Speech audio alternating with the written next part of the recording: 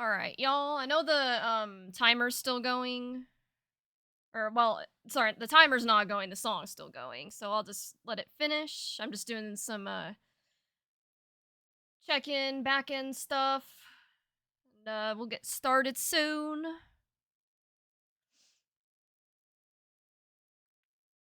See, y'all are on a roll with these check-ins, though. I appreciate y'all. I think according to the Start GG, there's I think there's only 9 check-ins left. Like, yeah, this is great.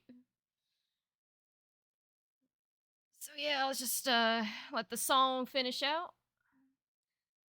See if we can get a few more check-ins. I think there's still got plenty of time, like 18 minutes, so we should be all good.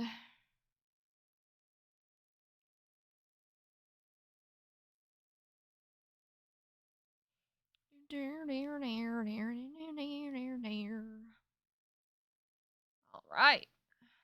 Song is done. So we're going to switch over. So hello everyone. Welcome. I'm excited to do another Krisalys Cup. Got as was the case with the last one. I know we took a little bit of a break with Texas Showdown, but we are back in full swing. And as always, y'all have come through. We are just shy of 50 entry, or about around 40. So yeah, like always coming through. I appreciate everyone. Both we got quite a few new faces and some familiar ones, so I think it's gonna be a good one. And hello Asto, how are you doing? So yeah, let's boot this up. Let's get a room going. We'll get things all set up. I'm gonna be honest, my dumbass thought the time zone said it would be 8 my time, but this is fine. Oh, yeah, I've had that happen a few times where people get the times mixed up. I was trying to figure out how to get those timestamps to work. I haven't figured it out, so if someone can help me with that, that would be awesome, because I will say, Super Mech, you're not the first one that's had a time zone mix-up, and you're probably not going to be the last, so... And I think the timestamps would probably help with that. Seems I have a radish as a weapon skill. Is the seeding done? Yeah, seeding's done. It was done pretty much as soon as check-in started. I tried to seed it as best I could. Probably not perfect, but I don't think seeding ever is, you know? But let's see. I told my commentators I'll be ready for them here in a couple minutes. So let me get the room set. I'll get into a room. It'll be the same password as it was last time.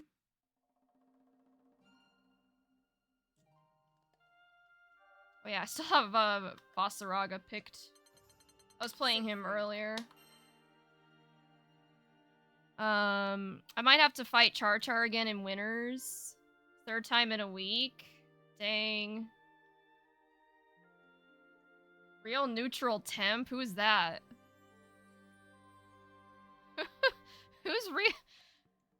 Who's real neutral temp?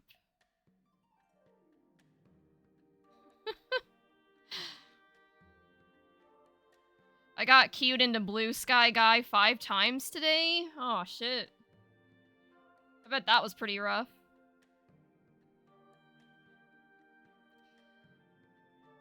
Oh, that's you, Zap. Oh, okay. Alright, well, I'm gonna go into the commentary. I see Bato's in there, so...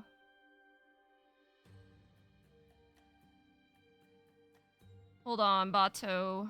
Give me 1 second. Okay. Try talking. Hello, hello, hello. Hello. Are you there as well, Zap? What's that? Hello. Oh, no, sorry. I was just... Okay, I can hear you guys. I had to change my audio source so the crowd can hear y'all in Discord. But I think It says you're coming through, so we should be good. Noise. We got it. Let's go. Yeah, I know. As like I was saying earlier, I think we have a pretty good turnout.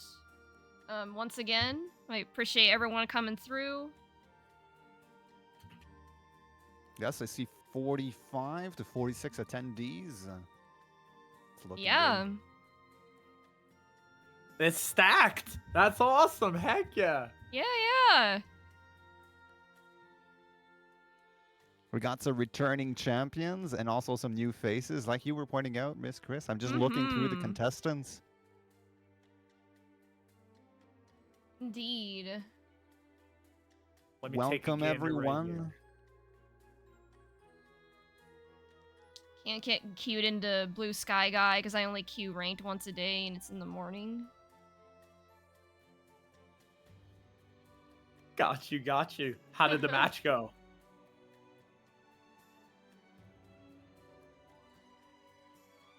Are you talking to Asto or who are you talking? Like, sorry, I guess I don't know. Yeah. Sorry. Yes, No, I was you're responding to the chat as well. Yeah, my bad. Oh yeah, no worries. Okay, I'm just making sure. Asto, let us know. How did the match go? I can't get queued. Yeah, I wanted to ask how that was going. Chris Zap, how we feeling today? I'm feeling pretty good. Particularly hype.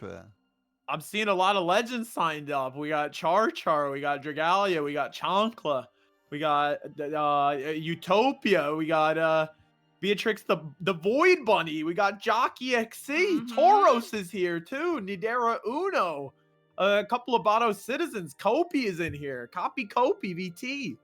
Yeah. Oh my gosh, Lop is here, your sensei, of course, nothing, period. Yeah, nothing, period. I'll tell you, you guys need to watch out though for this player right here, Yanalba. They are pretty nuts. That Matera you cannot sleep on. Oh, last time I had Yen on stream, he was doing some creative stuff, and it was some of the most hype stuff I had during my King of the Hill lobby match last time. So we're gonna be looking out for that empty movement he's got over there. Hell yeah. Let's go. Yeah, I mean, obviously I'm a little biased because I am, you know, in a relationship with this Matera player, but yeah, definitely up and coming. Recently got to S+ on Matera, and I'm sure with enough practice, that'll, you know, bump up to S++. Like, he's gonna be catching up to me pretty soon. You know? That's awesome. Shout out to Yen. Yeah. That is so sick. Miss Krisalys, though, first rule of being an internet personality, you're not supposed to say you're in a relationship. You know, you have to, you have to farm donations. Oh my gosh. Sorry. No, you're good. Oh, I think you're giving me a little bit too much credit calling me a celebrity, but you're a personality. You're a beast. You're like, I come in, me and Zap come in here. We're like Nardwar. We have to know Miss Krisalys. Like, yeah, we're at K Cup. We're at Krisalys Cup. Yeah, I couldn't more agree. This is why we're all together. It's because of you, Chris. Indeed. Yeah. Oh, Zap, I get to meet the GOAT in person, in voice. I saw you through the looking glass when I rated you, but it's kind of nice. Nice to meet you. A little bit delay there, but it's nice to say it. Yeah, it's fantastic to meet you too, Zap. Thank you so much for the raid. That was hype. I was like, my man coming through. I was so hyped to see that. Man, I was looking for someone to raid. I see my co-commentator is out there streaming. Yeah, I hadn't noticed before. I didn't know the name. I know you do other games. Maybe it just didn't happen that I saw you in the category so far. I see you've got a beginner's bracket. I think that's such a win-win for the community. We need that space for the beginners to get that tournament experience where they can, you know, battle it out with people of common ground. And at the same time, I see you've been doing a lot of these. You're a up-and-coming commentator with all that experience underneath your belt already. Thank you so much. Maybe I shouldn't say up-and-coming at this point. It seems as though you've got quite the resume already. Oh my god! You got me blushing doing the Tony Chopper gif where he's like, "Oh, you're overpraising me." Thank you so much, Zap. Dude, right? Turn your monitor on, you two. You guys are the legends. I'm just here, happy to be 1 degree of separation away from Dexter, the legend. Okay. One of the all-time goated me shows too. You guys have been beasting as well. I mean, Chris, you've been running this Krisalys Cup. It's so awesome. It's been not the sky is the limit, and you're sky faring and sky climbing. Zap, your streams are awesome too. I was so hyped to get the raid preview this week, Zap. Thank you so much again. And we got to get you in Vado City as well. Miss Krisalys has been in there. We got to get you in here, Zap, for real. I will love to know more about what is going on over there, and if I get a chance to participate, I will just have to consider that with Hell yeah. epic consideration. Yeah. Heck yeah, yo, oh man, it's so hype seeing all the legends in chat too. I see Super Mech. Super Mech actually just won our beginner tournament this past week. Super Mech, how the heck are you? Yeah, Super Meg, didn't we fight in a tournament? I don't remember which one it was. Like, I want to say it was Clunk's Cookout, but I compete in so many tournaments now that sometimes I forget. But oh, it was Chipped Out. Okay. Yeah, no, you gotta. I think you play Vayne, right? I think that's who you play. Oh yeah. Yeah. Oh yeah. Hi, Tron. They were like, Superback. You posted I think they posted that like Robert Pattinson meme with the, I forget what the song is, but if you see the video, you know what they're like me setting up shield into, whatever that big old swang that Vayne does.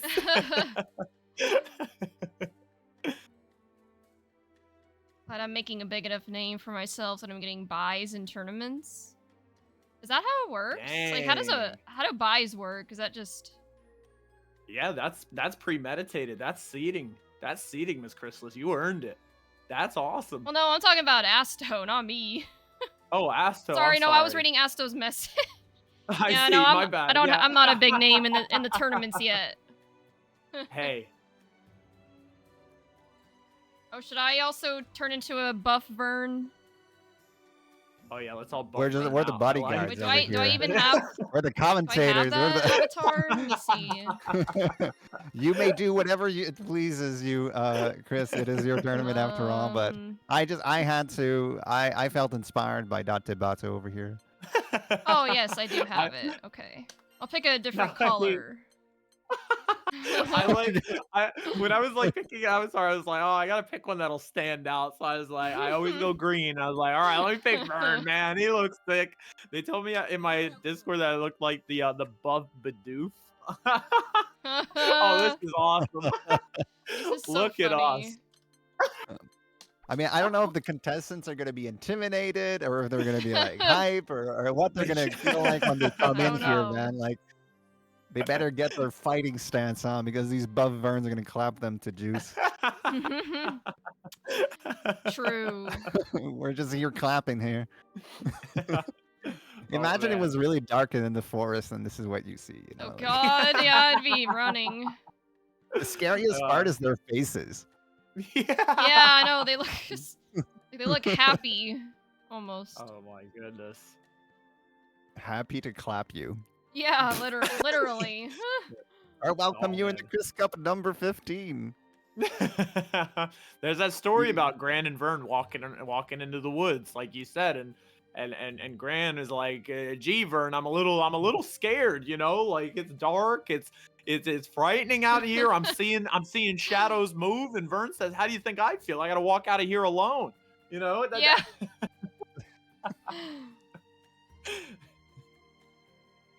Thank you, Always Rama. a Bahamut looming. It's the crew roll up. Yeah, they give me Machio vibes from the workout anime. Oh yeah, I forgot what that anime's called. Like, but it's a very short but funny one. Nice. Something about dumbbells. We ain't skipping leg day though. I just noticed the legs on these things. Yeah. Okay, I gotta start looking at something else. I'm getting like sucked into a void of muscle. Yeah. they're shredded. Vern for a DLC character. Need Just it. he should be a command grappler. Yeah. Yeah. Suplex everyone like between his muscular thighs. Oh god. Yeah, Every single clap you see is actually a sonic boom coming out of his hands. Yeah.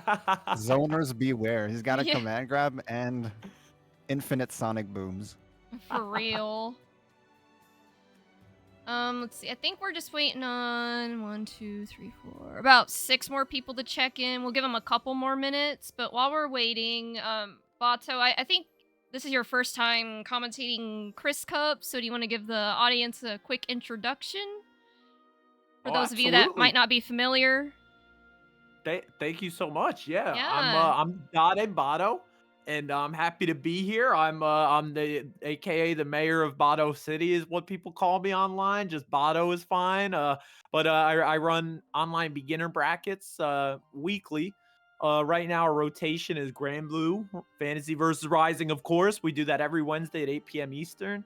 And it's an S rank and under bracket to participate. But if you get your main into S plus, we usually say that it's okay if you want to try and learn a secondary and practice in our bracket. But if you're S plus plus, we're like, all right, that's maybe above the weight class for us now. But either way, we have an open bracket at the end of the month. So last week of every month, we do an open bracket, and that's for a big cash prize. So a lot of our beginners will turn up to that. Some of our graduates will turn up to that, and as well as like legends like you see here in Chris Cup, like nothing period, like your sensei, a champion in Bato City. And we also run other games like Street Fighter 6 and Guilty Gear Strive is our rotation right now. But yeah, and next week we're coming up actually, Chris Zap, we're coming up on Bato City number 69. So we're doing a little open 2v2 tournament for the funny number. So open to all, and we always have the opens at the end of the month is our big cash prize tournament with Maturino and $100 out of Bato's Ridge wallet. But this for this week and all our beginner weeks, we always do some humble choice games for top 3 donated by some really generous community members. So anyone interested of please stop by. Would love to have you. And any legend in Miss Chrysalis' eyes and Zaffron's eyes is a legend in my eyes, you know. I'm really energized to be here and get a gander at all this skyfaring we're about to watch unfold. Thank you so much. Yeah. Pretty excited. It should be a good tournament. And I guess, Zap, is there anything you wanted to say? I mean, I know that you've been on Krisalys Cup a few times, but Yeah, I forget how many times now, but it's always a pleasure to come back. Welcome everyone to the 15th iteration of Krisalys Cup. Over on my side, a lot of you guys already know me. I got characters to masters multiple times. I discuss a lot about the meta, the tier list, I like to analyze things. Sometimes I do replay reviews. Last stream we did a King of the Hill open lobby, and it was really fun. It was completely different. It's like the old school cabinet, you know, if you've ever went to an arcade and you had to put your 25 cents, and then, you know, the winner stays on and the losers have to queue. We had a lot of time, and I got to be a streamer and I got to commentate that stuff. So we do some fun stuff like that from time to time. And more coming up in the future for me. At Zabronzi, I've also been putting some work into my YouTube channel a little bit, so we'll see where that goes. I want to turn out some, once I'm done with my series currently, I want to turn out some fighting game content, maybe a Vera guide. We were holding on to that GM spot, so I want to help my Vera sisters out there, so I've got content over there coming. But today is about Krisalys Cup, and I also wanted to mention what an organization that you have over there, Bato. How long, may I ask, how long have you been doing these rotations and these beginner brackets? Is this your first year doing it, or are you a veteran that's been doing this for many moons? It's been for so just about it's been this is number 69 coming up, and it's been every week since 69 weeks in a row. So it's just over a year. We started in November of 2023. The end like last week of November in 2023, right after Thanksgiving is when we officially started. And That's amazing.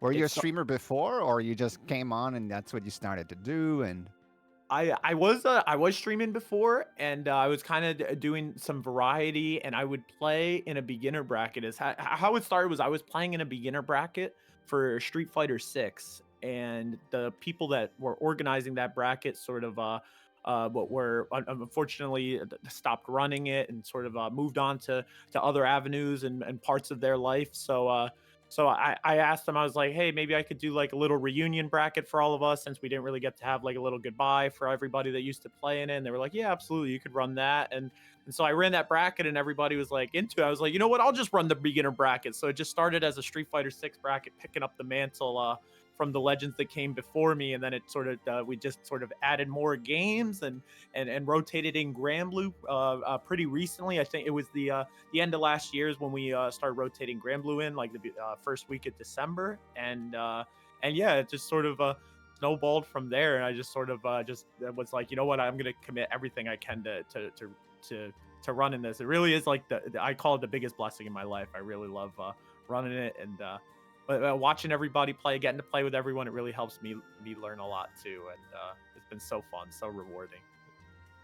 that's such a beautiful origin story. It's like you picked it up, the mantle and everything, the lore. All right, The Chris, lore. how are we looking? How are we looking for the tournament start here? There's still What's the 6 people status? that haven't checked in, but we told them about 10 minutes ago. So I think we can just go ahead and get started. The meme D3, one of my mods or TOs, is gonna be helping us on the back end with, calling out stream matches. So yeah, now that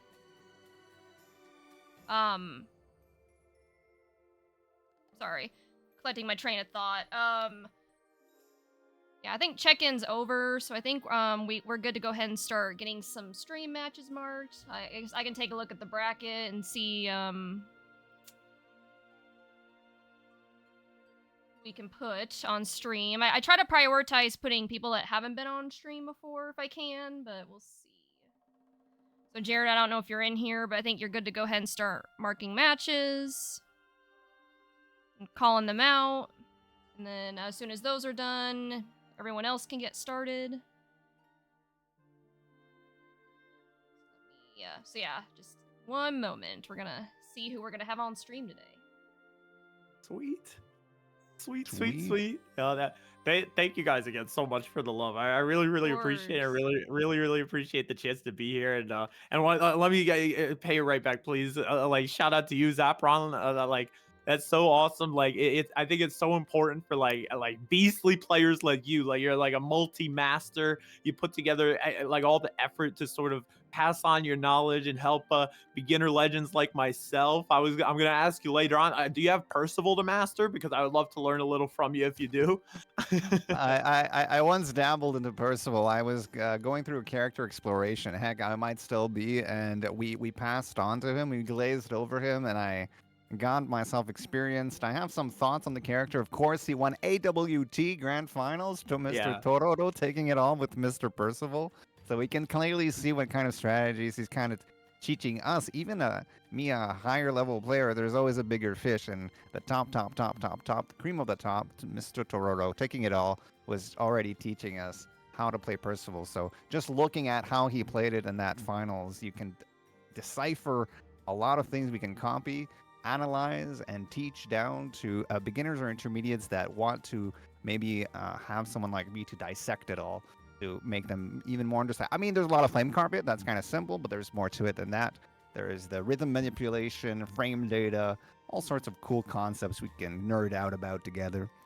Definitely. Oh man, you're such a legend, dude. Thank you so much. And yeah, shout out to everybody. Get everybody in chat. Are you guys already following Zapron? Zapron Zed, please, if you're not already, follow. And if you're in chat and not following Miss Krisalys already, how the heck are you not? Please follow Miss Krisalys. Show the sub love if you can. Miss Krisalys, shout out to you for putting on this awesome event. You know, every couple of weeks. It's incredible. It really is incredible, Yeah. and it's so much work that you and your community members put in. And, shout out to Miss Krisalys. Everybody, let's give the exclamation SO to Miss Krisalys right now. Thank you so much. Oh, got a couple follows. Thank you for the follow. It's working. Shy Solosis. Hopefully I said that right. And Silver Mixta, which, speaking of Silver Mixta, you're actually on stream first versus Yanalba, the one Matera player we were talking about just a little bit ago. Oh, Oh, So we that are Matera- kicking it off with a segment. yeah. There you go, Chris. I like how you put that. Mhm. You're learning. This is how we farm donos. Yeah, we you have to have a Oh, deniability established. true. All right. I'm learning so much from all the blurbs. The blurbs like about Krisalys Cup, about the game in general, that are like just rolling on your stream, like the little avatars with the Yeah. speech bubble. That's really sick. I'm Thank super into you. that. Yeah, That's I've been awesome. trying to like grow that. So that's why I included the one that Grimnir said. Like, if anyone has ideas of like some cool like Grand Blue lore or facts that we could feature, feel free to hit me up. And so, but yeah, no, thank you. I've tried to put a lot of work into like my overlays. There's still a lot of stuff I want to do, and I kind of like what you do, Bato, of having like commentator cams. Maybe I'll try experiment with doing that at some point. Heck yeah, totally. It's I wouldn't be against that. Yeah, I guess I haven't done it initially because I didn't know if people would be comfortable with that. I mean, I guess you could use a YouTube or a YouTube V2 model if you don't want to be on camera. But yeah, no, I like that idea. It kind of puts a face to a name or a model to a name. Totally. Yeah, I really liked it, and yeah, like you're saying, if someone is maybe a little camera shy, sometimes you could just put up like a graphic or something that represents them that they're into. Sometimes, like you said too, people have VTuber models that they put a lot of like creativity and effort behind designing too, and those move so fluidly, and they like give a really cool like imagery, sort of likeness to the voice as well. It's really powerful. Yeah, definitely. I'm gonna second all this. It's the little things that matter, Chris, and those little blurbs. They might be little things, but they just add a lot. As we're waiting here Yeah, for the first match to kick off. for sure. Yeah, I figured it's something that people can kind of talk or like look at while we're in between matches or.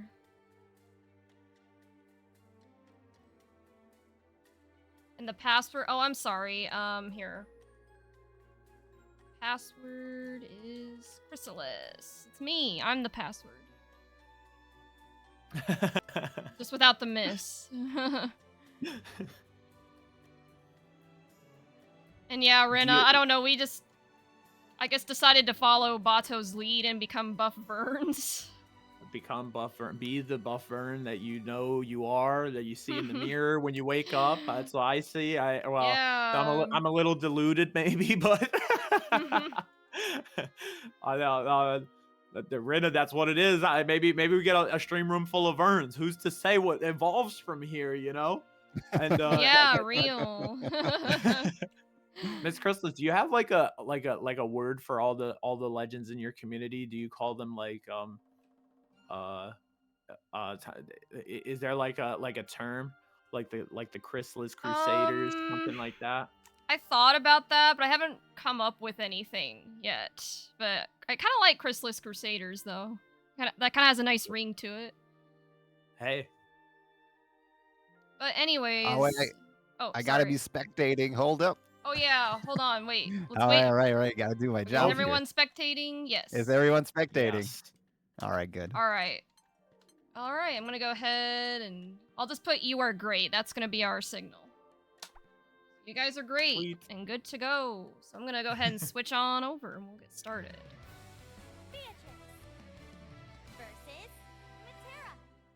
All right, we are ready, Bato. We are kicking off Miss Krisalys Cup. The 50th iteration. Is great to be here with you. We got a returnee, Mr. Yanalbas and Matera. How are you feeling, Bato, for the first match? I'm super hyped. Like you said, Zap, we got the Miss Krisalys Cup Quinceañera right here, number 15. And to kick us off, we got Silver Mixta. Looks like a legend coming in with the Beatrix. And yeah, we got Miss Krisalys' own platonic roommate, Yanalba, on the other side with Matera. Oh, yeah, totally platonic over there. We're going to be looking out for Yen's creative movement on time. You got that empty. Oh, he's following the butterfly with some slow walks. Gets himself a confirm. Really slick set play coming out. Just tempting you, scaring you with the butterfly and holding you to the corner. This time we're riding Freon over to get to mid-screen doing the dance. Oh, we got some stare downs before we just go for the riding free. Here comes the clash, I suppose. A little side swap. Yanalba is owning the corner once more, and this bread and butter, they don't drop those. Okay, that's round one going their way. We got some layers already. I saw some stare downs. I saw utilization of the fear of the butterfly to just walk like a predator towards. Farming some meter, by the way. Walking slowly like that is great for meter farm in this game. Absolutely. We're just haymakers trading blow. It's all at this dance at mid-screen, and this time Silver Mixed is going to get a bit of first blood, but they got to respect these reversal options from Yen. Yeah, we got yourself back in neutral with that DP. I'm liking the micro movement out of Yen right now. Yeah, we got the TK arrow throw baited. I'm getting struck down right now by Yen's prowess. Controlling the screen so well, and it doesn't matter what side of the screen, what side they're on, what distance, everywhere looks like their sweet spot. Zap, I think we need to pull up one of those soccer player heat maps at the end of this and see it's all Yen all over the screen. They're just striking true. Yeah, what I like here is seeing Yen's rhythm manipulation, because Beatrix is a character that can just riding free under anything Matera wants to throw out.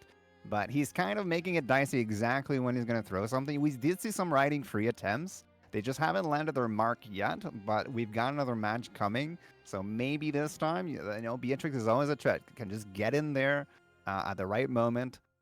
So we'll see if Yen can continue this rhythm manipulation, or if our Beatrix player will get a quote-unquote Beatrix round, That's right. Yeah, you could just blink and it's gone. But whoa!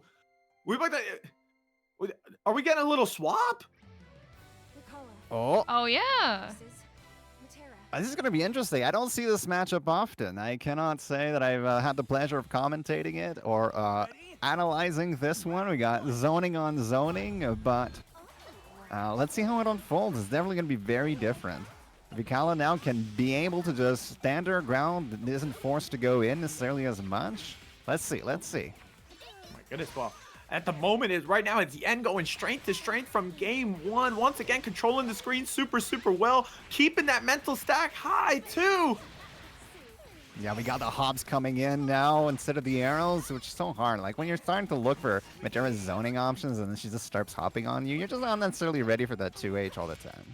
But we got a corner swap, so Vikala might have, there was a corner swap situation, but... There was a moment there where Mixta looked really strong, holding down the corner, applying great pressure, but it's really kudos to Yen, who found the way to steal their turn back and just ride that wave to set point.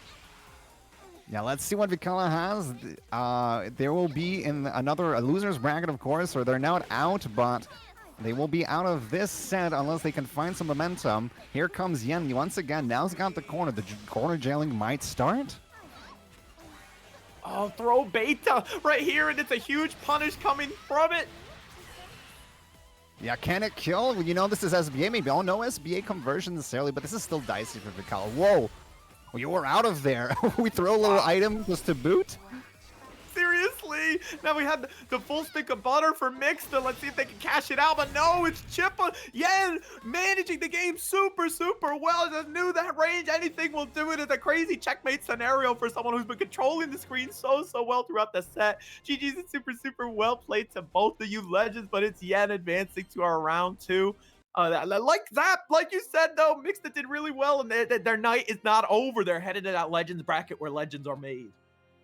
Yes, and if you can battle it through the loser's bracket, you have so many more matches to go through down there, but it can really hype you up. If you make that loser's bracket run, you get yourself to grand finals, you're like, man, I had to go through so many more matches You know, I feel sometimes the losers bracket, kind of runner-ups into the grand final. They're just kind of powered up. They're like in Super Saiyan mode for all the warriors they had to go through. So you never know. And of course, there at the end, their being chip situation against Matera is always the nightmare fuel for their opponents. It's kind of a character where, you know, it's gonna be hard to dodge all the chips, potential chip coming at you when you got a pixel of health left. Definitely. Oh my gosh, it could be stressful, and like you said, oh my gosh, I wouldn't wish that on well, I don't really have too many enemies, but I wouldn't wish that on a stranger. That was really well done by Yen Mhm. and Mixed as well. I mean, great way to kick us off right here in Krisalys Cup, and the action keeps rolling. Who's our next stream match? Next we got Taurus versus Shy Solosis. Yeah, did you guys match them up on purpose because they both have Pokemon names in their gamer tags? It's I don't it's think so. Tauros and Solosis. We got a Gen 1er and we got a I believe Gen 5er, a Pokemon Black and White reference right here, and looks like we got Vera versus Charlotta. Yeah, now this is a matchup I certainly know a few things about. I played it myself. So here comes the Vera pressure into the corner. Corner swamp is so big for Charlotta. You know that corner is big damage. Definitely. I've seen, there's nothing little about the damage output she can get. Now, why, to my understanding, they call this character for the potato, right? Yeah, I guess that the jump arc, or just the shape. I actually don't know where it comes from, but I understand it vividly inside of me. Well, we do see Tauros installing up with that commando. Gonna close out with the supercharged Vera. Yeah, we got some risky play from Tauros, canceling into a punishable move. Charlotte didn't capitalize that time. Maybe they'll be more ready. We got maybe some tournament nerves as well. Some wild slugging around. Who's going to come up on top? Nice DP. Find yourself out of the corner. This is the way. Nicely done by Solosis. They're going to sort of, oh my gosh, the charge. ABC always be charging, but you always have to always be respecting the DPs as well, as we're seeing. This is a wild fiesta, Bato. I know you. I get you right back. Oh, the throw protection. These kind of matches are actually kind of exciting because you never know what could happen. Charlotte answering back. It's going to be 1-1 apiece for the rounds. Really nice of Solosis to get that round on the bounce. Now, who's going to take this crucial lead? All right, we got the potato pressure. Just spinneroonies underneath. I kind of just call her the little Blanca, but... I'm with you right there. The little Blanca, the Blanca balls are flying. We can mix in a little hooligan pressure, too. This is great 6-6-L, but it's just tough right now. It's towards DPP. They're going to turn back. Got full meter on deck for Tauros. Maybe looking for that install SBA anytime now. I don't know what commentating with that for Tony Romo. Called it out instantly. The SBA came out. We're supercharged up. No dingles to our name as Solosis have, so this damage penalty is going to be pretty crazy. Yeah, no BP from the potato, so they're going to have to be very careful. But this is still a situation where any hit can be the end. We got a conversion. We got an Oki situation, and no, cancel on that. Oh, Tauros takes it in absolute... chaotic end of round where anything could have happened. Definitely, that was so close, and like we were saying, even with the Brave penalty, it was anyone's game. It was a super good economy managed by Solosis right there. I mean, you can't take that stuff with you, so you might as well spend it and give yourself a shot. Totally agree. I had to throw her back towards the corner.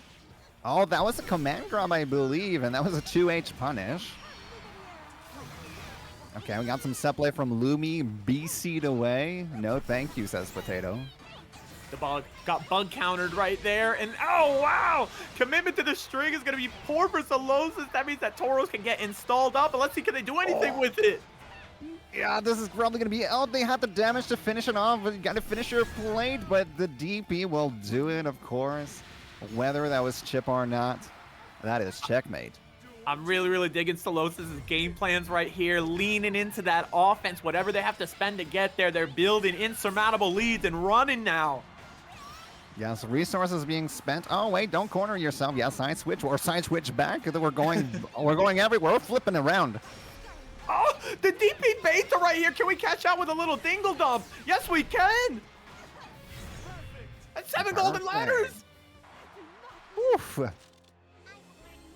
All right. Well, as I thought, with how this is being played between these two players and their styles right now. Oh, what a 2H. It's going to be pretty quick. I mean, close, guys. It's kind of a wild set but this is kind of how this matchup goes. Both characters kind of want to slug it around a little bit. They're both want to get into each other, right? Heavyweight throwing haymakers. There's a slugfest going on right now. Who can just whittle down that health bar? Chips are turning into chunks right here. We do get the install once more from Tauros. Let's see if they're set up for success or if Solosis can just pour on the damage. Yeah, got to get yourself out of the corner first. Oh, that's one way of doing it. What? It didn't get out of the corner, but you got yourself a combo? I okay, like that is plus. Tauros, I think, leaving a little bit of food on the table, but it's okay if you come back for seconds. We really need to close this out, and no, Solosis makes them pay. Oh, I wasn't sure there for a moment who got who, but of course it was a DP. Those intuitive DPs have been cashing out these rounds for Solosis here. DP, the name of the game right now. Tauros uses it to hold the corner, and they're really pouring it on with this combo. Oh, the side switch is so big. Oh, and you got yourself a fat counter hit too. This might go into SBA or no. We got some drops. I don't think that the Vera player was quite ready for it. No! Solos is able to take 2 games on the bounce and pull this one out. It's going to be Solosis advancing into the next round. Shout out to Tauros too. That really was a scramble, a neck and neck slugfest. That was end to end. Oh, I gotta was say, so that's the kind of match that can be nerve-wracking. Both player styles there were going at it, and I think even the players weren't even sure what would happen there in some of those situations. And it is a tournament match. These guys are fighting it out there for their life, and you can tell maybe a bit of nerves were kicking in, and that's just exciting to see for us, right? People kind of fighting it out with such passion. Definitely, like we can talk about character matchups, and then there's a player matchup aspect, right? It's styles that make fights, and it's so cool to see how everyone approaches these different characters. And it looks like we're about to see some more beasts hopping up. We got Rena versus Mr. Technical, and I mean, where else but Krisalys Cup do you get these kind of hype matches just to start us off? I mean, we ain't even had breakfast yet, as one famous YouTuber likes to say, and we're already just feasting. We're eating so good with these beasts. Yeah, this is one banger after another banger. Rina is no stranger to the community. I'm sure you guys have seen her stream into the late night trying to get those masters. I think that she was on Catalina last night. Maybe she's got it done because I think I saw them on a different character as well. Certainly potentially a crowd favorite for being so active in the community. Nice DP to start it off. We go for the install. A very brave choice, and I like it a lot because you know what? They don't have resources so early into the fight, so they don't have a big punish if that command grab doesn't work. Definitely. So strike while the iron is hot, and that's a great advice. Rina is able to turn it around right now and kind of pouring it on, giving Mr. Technical a taste of their own medicine. Yeah, we're holding down the corner pressure here, which is sometimes what happens. As Versusia, you're going to have to hold it down on defense with their slower buns, but just one conversion and she can almost corner you. It's not going to happen this time. Rena's taking it with some beautiful hops. Seriously, I mean, once we got there, we never left. Rena's showing us that I'm not trapped in here with you. You're trapped in here with me. Once we got to the corner, we never left. And that's how you got to treat this matchup. Vera's pretty good at it. Also, her 2-1-4H, the heavy Scarlet Oath, is -1. But in this matchup, it's almost as if it was even or even +1 because of their slower buttons for Versusia. So she can kind of like smother Versusia a little bit. One of Vera's okay matchups, in my opinion, despite how Versusia is being pretty much a powerhouse nowadays. Definitely, and Rina just looks super locked in. That cross-cutting 2H was a juicy counter, but now Mr. Technical digging their way over to mid-screen. We're doing the dance, legends. Look at this pickup after the cross-up. Yeah, that was a tricky cross-up. Oh, Rina's fighting back. We got ourselves a late install. What can we cook with this? We got the setup. I think this is a death. Yeah, we got doing it safe. I really, really respect that a lot. No chance to drop, and I just love this animation. The French Revolution, chop goes the guillotine. Oh my gosh, that's such a good way to put it. We got cinematic on them for the end to that round in that game. Rina with the lead right here. Oh my gosh, how do you think Mr. Technical can adjust and maybe find a way to get back into this one? There's a lot going on. Arena is pretty good at scrambling and just going hard for their options. So getting a read on Arena is going to be hard. I think that fighting back like they were doing, pushing their own buttons, willing to take some risks to try to get some momentum is the way to go. Sometimes you just got to match your opponent's speed in this game. Definitely stay confident in your game plan. You know, you want to run your plan, your strategy. Don't throw the baby out with the bathwater. There's counterplay, but there's also just plain old play, okay? Yeah, Reno's fighting these installs, have a beautiful early command grab, and being an install as Vera is the win con. The character just goes from a mediocre character to one of the better characters in this game, and there you have it. It's because you unlock so much damage all of a sudden, you unlock everything. And you unlock Sailor Moon power. Come on, let's be honest. Rena unlocking so much right there in the corner. I mean, took the dingles away and then just ran rampant. Now, Mr. Technical on their last legs of the winner's bracket. Can they find a way to extend the set? Give us more skyfaring. Oh, the crossover through the projectile to keep up the offense. Yes, you're going to get yourself a corner conversion with this one. Oh, big jump right here. Rina running the offense again and has that full stick of butter to cash out if they so choose. Oh, we're still jumping, and the no mix-up. I mean, I could go high 4 times in a row. Will I do it a 5th time? The kind of concept is really powerful. Definitely, and whoa! Mr. Technical is finding these hits that we need to cash out all the way. Oh, big pickups, but A jump of his own, but Rina was ready. Rina's ready. And that's just huge resolve coming out from Rina. Mr. Technical brought that so close up. Just whittle down the health bar and. Oh, did we get that? We got the accidental rematch, I think. Yeah. That's okay. Hey, it'd be We've like all been that. here, folks.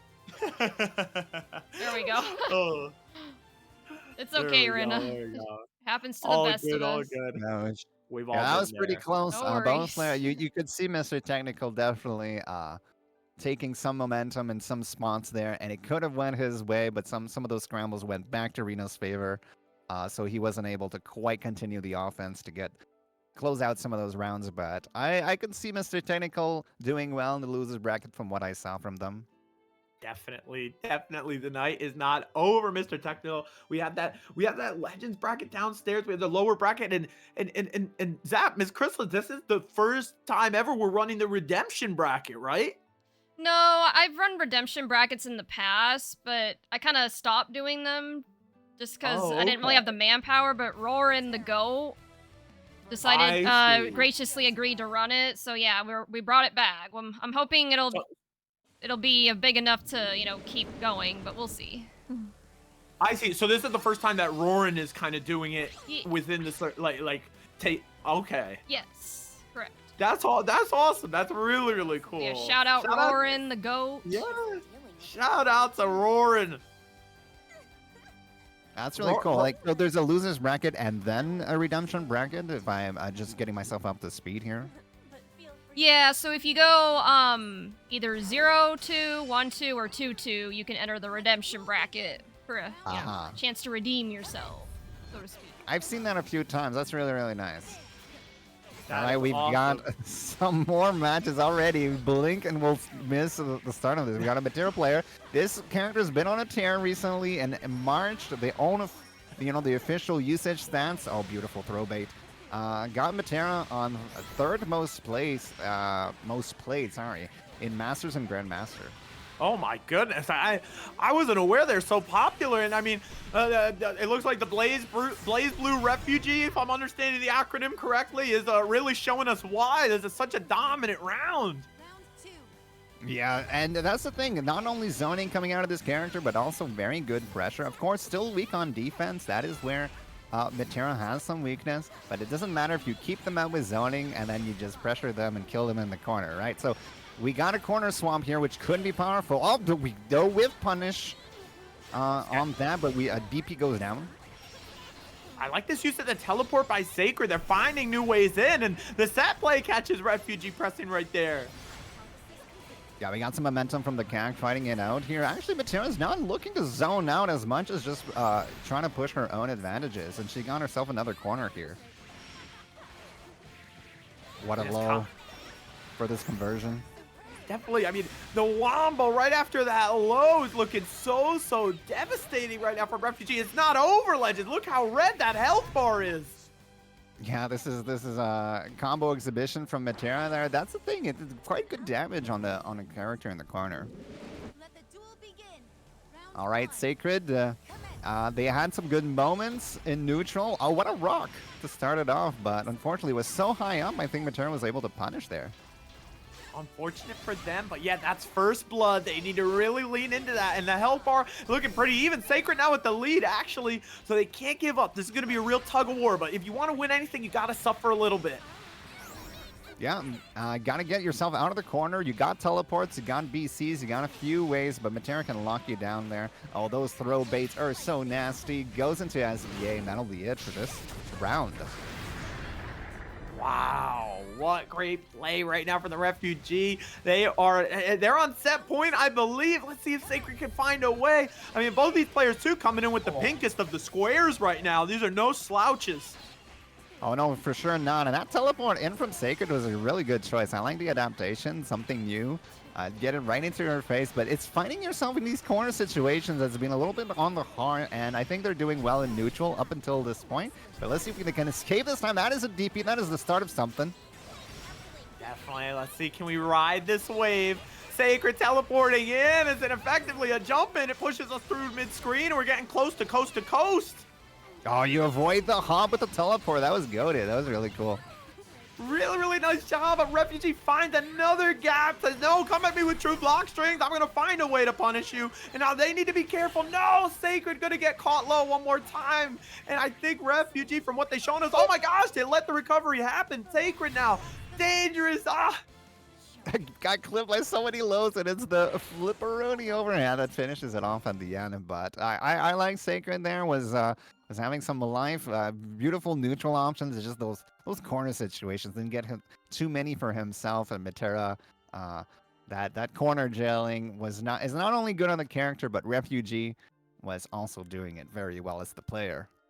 Definitely. What an expert pilot on both of these powerhouse characters. It was super sick to see from them. A shout out to you both, and congrats to Refugee as well, advancing on into our winners round 3, one step closer to the top 8 here in Krisalys Cup. It looks like they're going to be playing the winner of Shy Solosis, who we saw, and Beatrix the Void Bunny. So we definitely love to see who comes out of that one. And but otherwise, I think our next stream match, Krisalys, it looks like we're gonna get.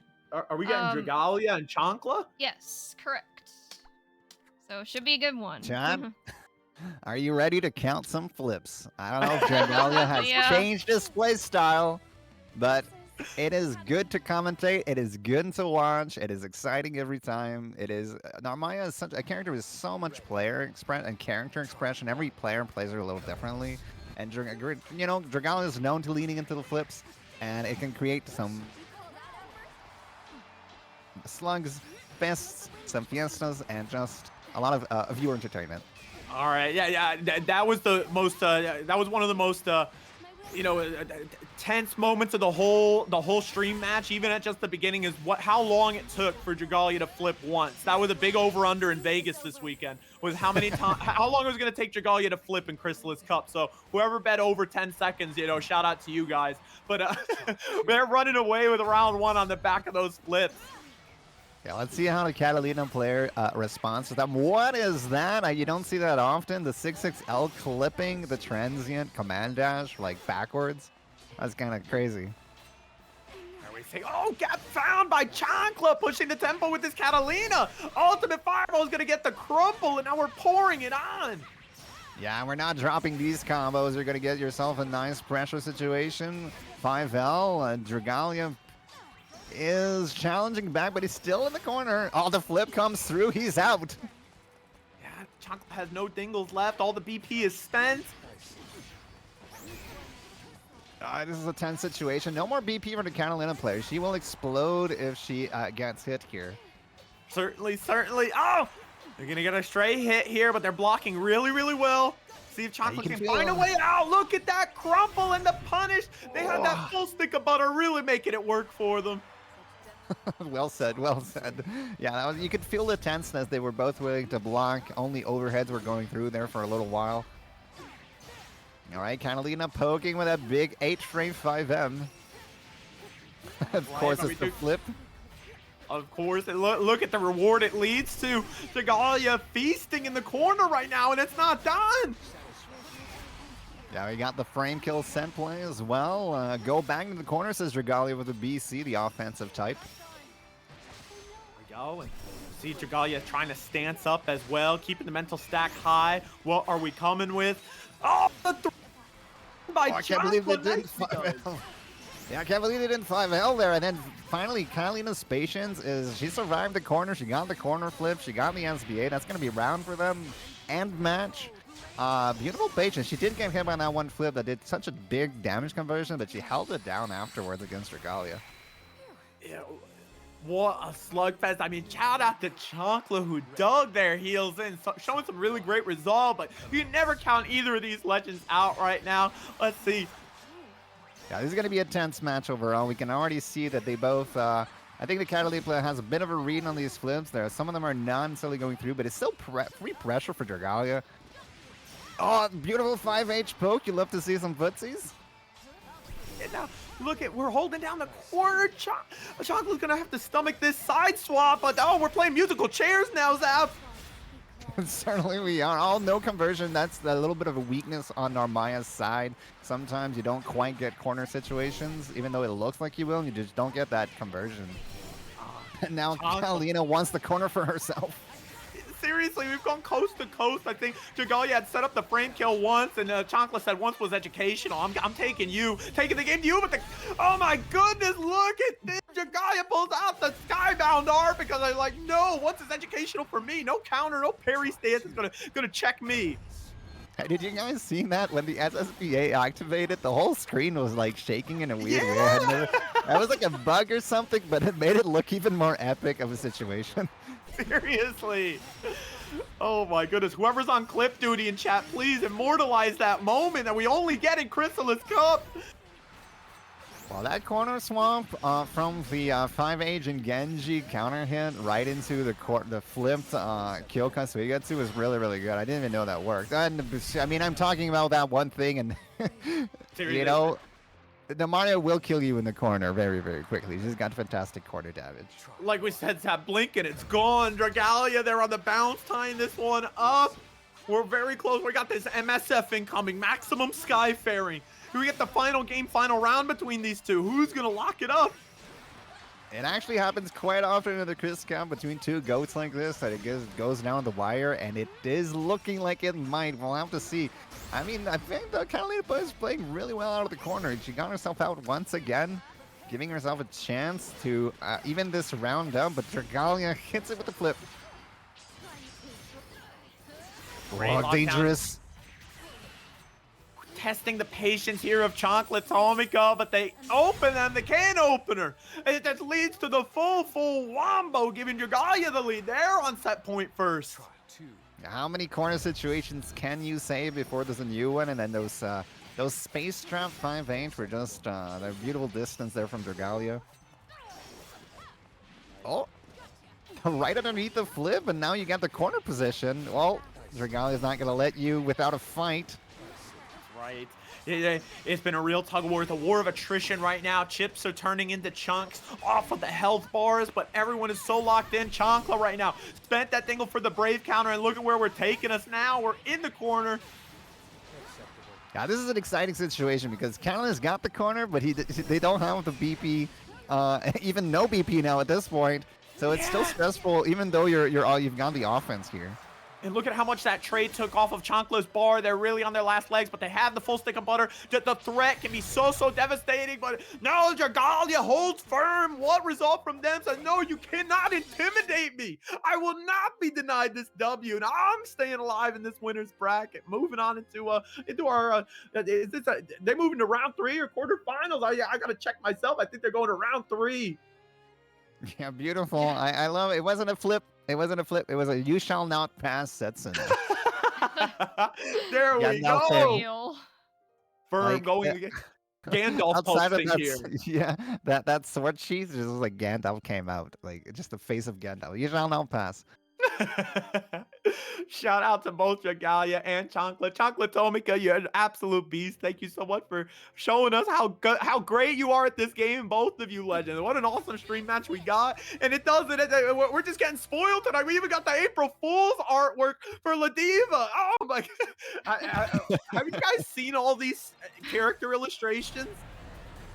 I've seen quite a number of them, and they all have my stamp of approval, at least whatever that means. But I think that they're absolutely scrumptious. They're blowing me away. Not one has failed to crack me up, and man, it's just so awesome seeing. I mean, we got Nothing Period here versus Greener. Shout out to I want to say thank you so much. Shout out to Nothing Period for I know they're Krisalys Cup legends, and I was so honored to see them in our playing in our last Botto City and previous Botto Cities too. And yeah, you're just so beastly right here. There's Krisalys Cup goated regulars coming through once again to show us how they have a name for themselves. No talk about making names. This is established immortals right here.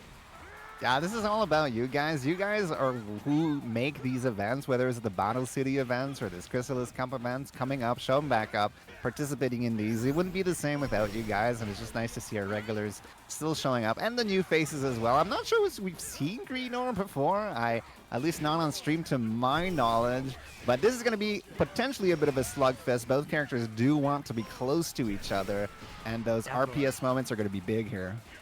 Oh, we got a little bit of a handshake right here before Greener keeps on locking down the corner. And where do we go with this Raging Strike? The Raging Chain to just... It's Jova right there. Sora is taking it away. Something about the Sora's kick, I find it so satisfying to watch. Look at it go! There it is! Definitely. It's so funny though. He just kicks you from a mile away. Seriously. Whoa, look at Nothing. They got one thing on their mind, and that's picking you up and putting you down. They want to grab you, baby. Yeah, Nothing's got the corner with the SBA. What's going to be the situation after this? That's right. Oh, Sweet overhead. chin music. Whoa. I didn't block. Wow, what an answer right there from Nothing. We went Sweet Chin Music to So Nice We'll Show It Twice. We're picking you up, putting you down, and then taking the round. Talking about picking up and putting you down, here's another one into the 6XL pressure. Is working on that corner, but here comes the Mr. Greenor showing the muscles to Laniva. I've got some bigger ones.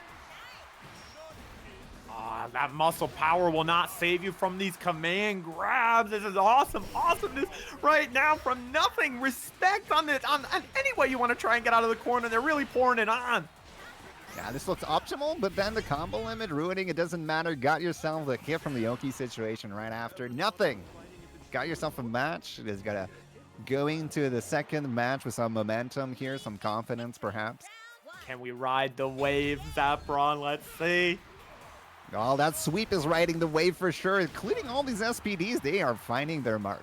Yeah, we're picking up where we left off. No pun intended right here. The scoops from Nothing have been crazy. I couldn't say it better, Mato. Oh, we're showing the muscles again, but no. But they get picked up. Just like, they're not heavy enough. She can just pick up any barbell she wants.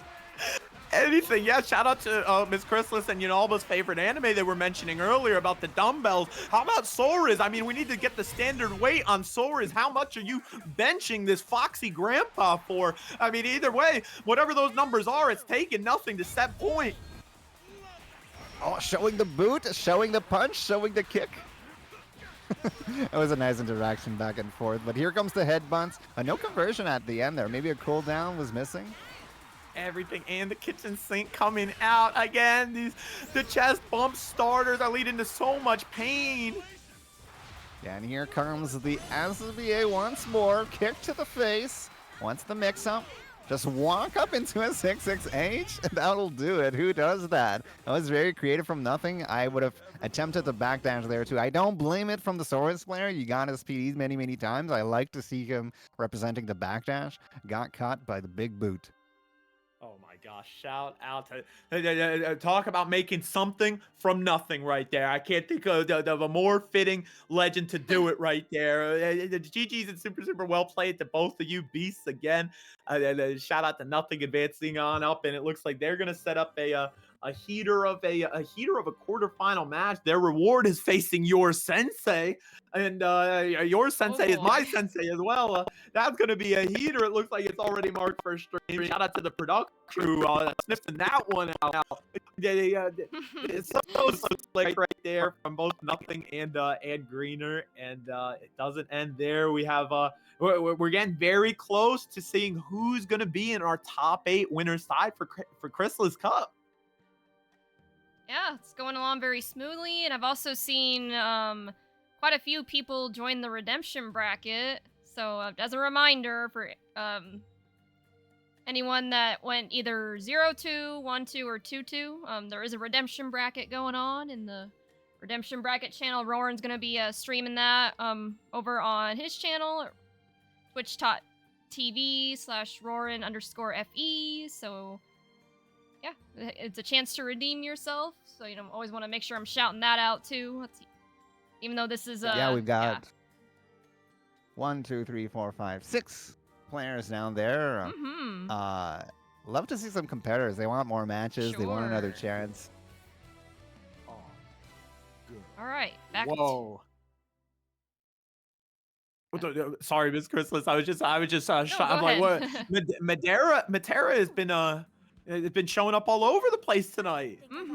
I'm telling you, this character has been, figured out a little bit. The people are picking her up. Either they're not really in the lower ranks. They tend to be in the higher ranks as well nowadays. And if they're not, they're on way to be there. And I'm curious to see the utilization statistics that are coming out for April as well. If she's going to even go higher than number 3. She's not necessarily super used in the lower ranks, but up there at the top. And she's been doing well in tournaments as well. And I know for UL, no projectile skip. Gonna be a little bit harder to get in there, but if you can maintain that pressure, always good. We did see the jump in at the very start. Yeah, we need to see if they can find that magic again. Taking some points off the board, and again, need to be cautious. Now we got some of the best ULs in the world switching over to Seahawks just for this matchup. So clearly this is not known to be good for UL.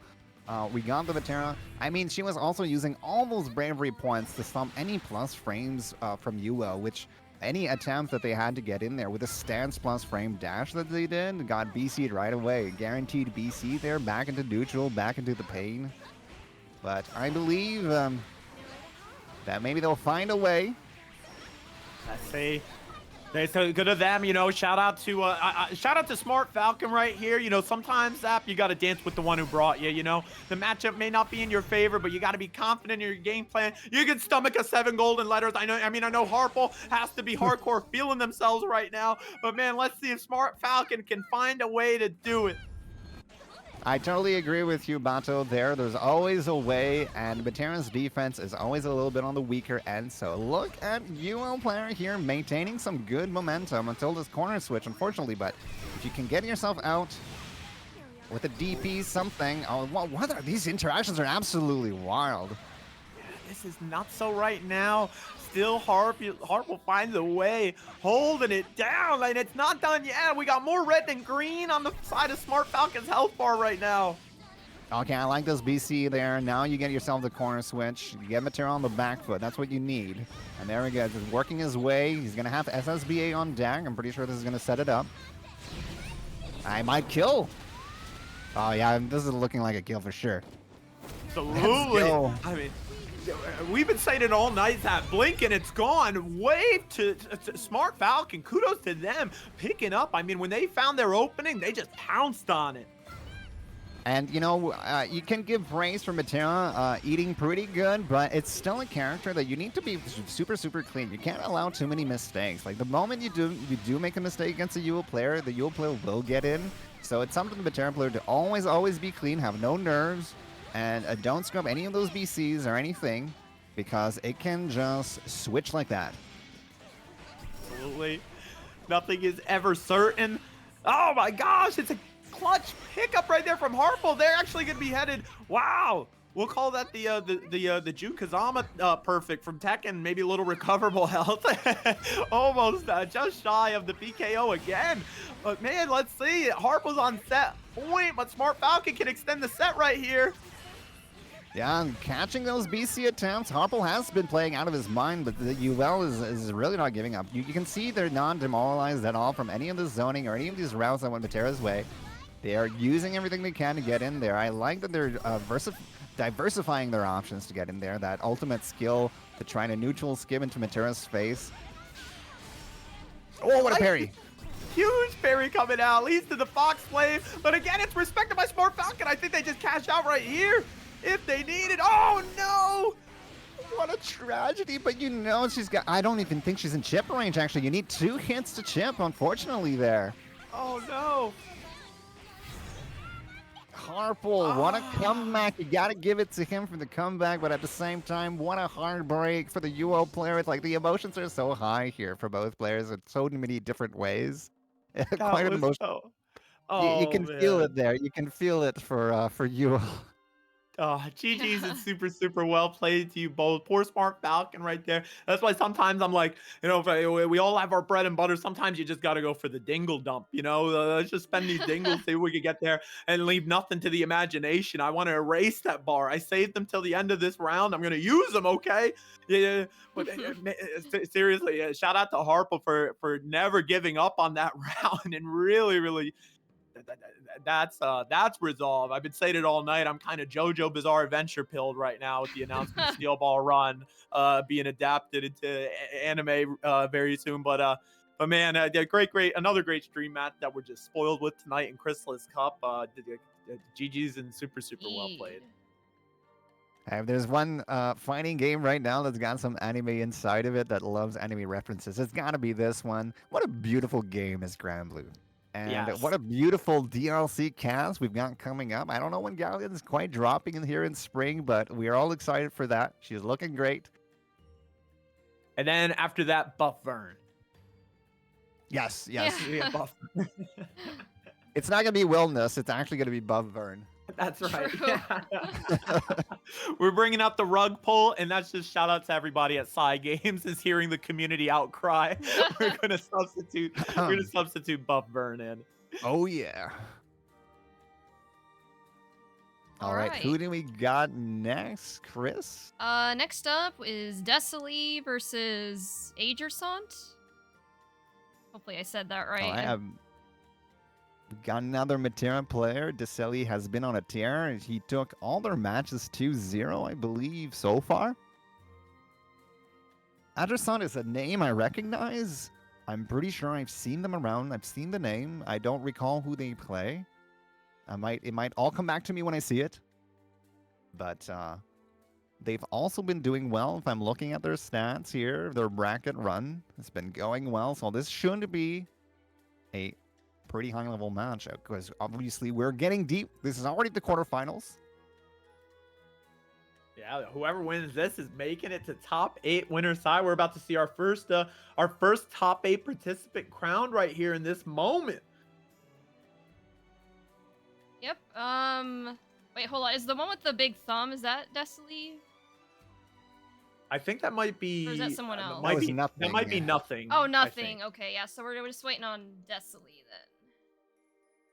I forget what Desli's name was. I think they had a different name. Oh no, it was the Blaze Blue Central Fiction That's Refugee. right.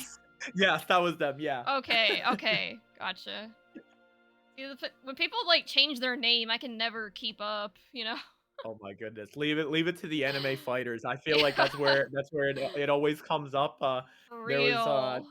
I have this joke in over in my server that I mean everybody in Guilty Gear Strive. I mean You see it in Grand Blue too. It's always the anime fighters that they can never have the same name. And in Grand Blue, in Star GG, in the Discord, it's all a different thing. I know one Yeah. person who's in our Street Fighter beginner bracket, and their name on Star GG is Corey Calhoun.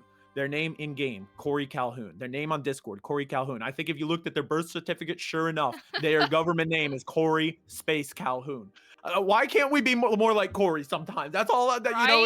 Right? I know we all like to have some funny names. We all like to get a little funny, but It just I makes just it wanna say- confusing, like forever. yeah, yeah. It's like we all want to get a bit off. I totally understand, and we're all online doing our thing. That's totally fine. But I kudos to Corey. We'll frame it like that. Shout out to Corey. The Corey Calhoun legend is born. He will Yeah. forever be remembered for his good deeds and his exemplary behavior. And here I am joining in the room as real neutral temp. Because there's been a little bit of a meme on my side of the channel where one of our viewers, Mr. X Ninebreaker, a streamer you guys all know, a goated Narmaya, was kind of playing a prank on me by calling himself neutral temp.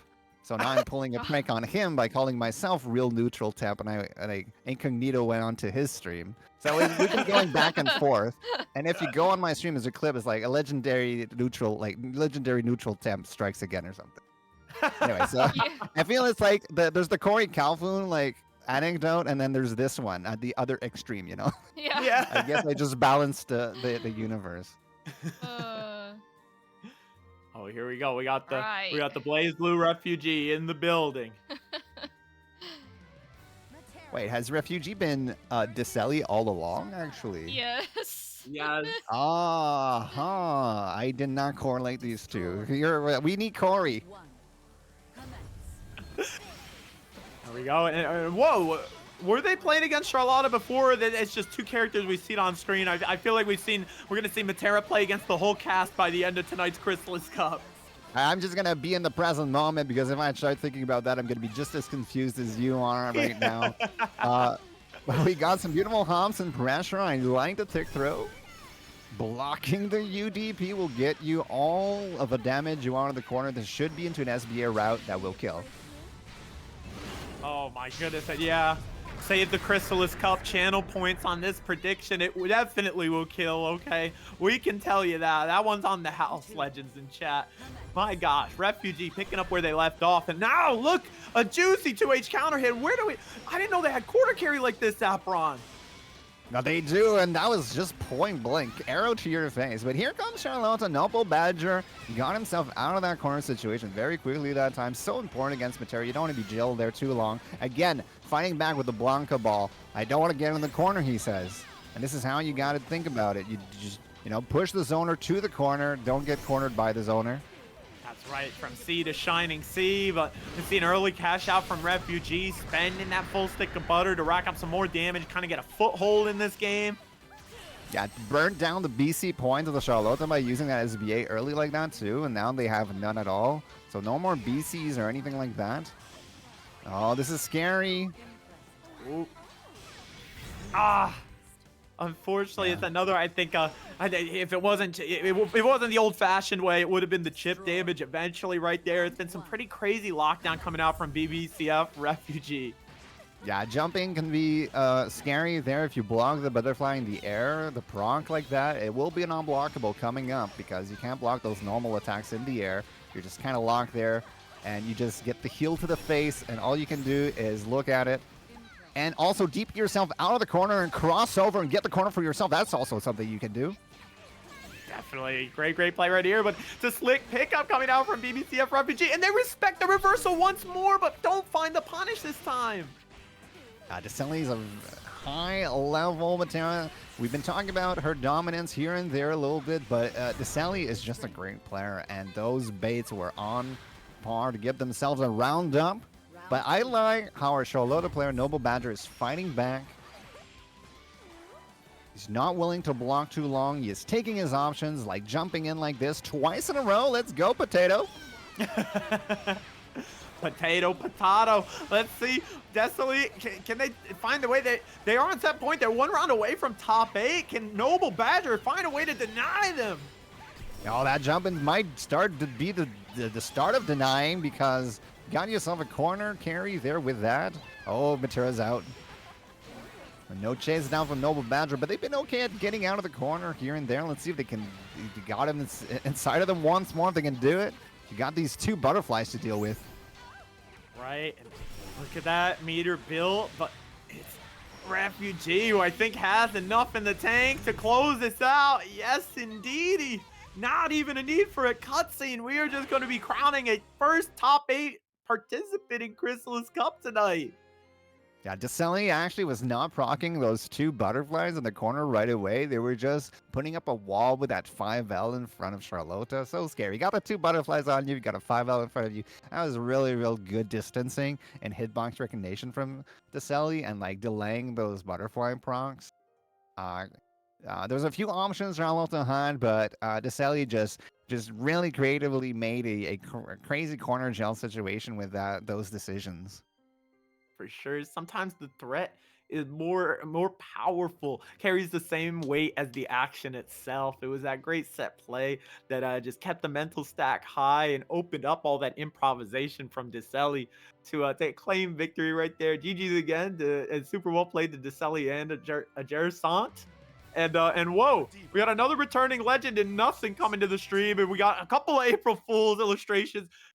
Whoa, your sensei is on stream for the first time tonight. Shout out to your sensei.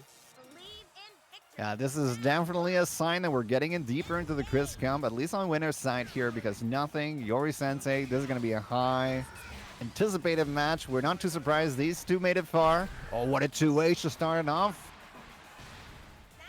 Right, it wins the corner for a moment, but Yori Sensei digs themselves out immediately and answers back with one of their own. Yeah, and they get the corner now.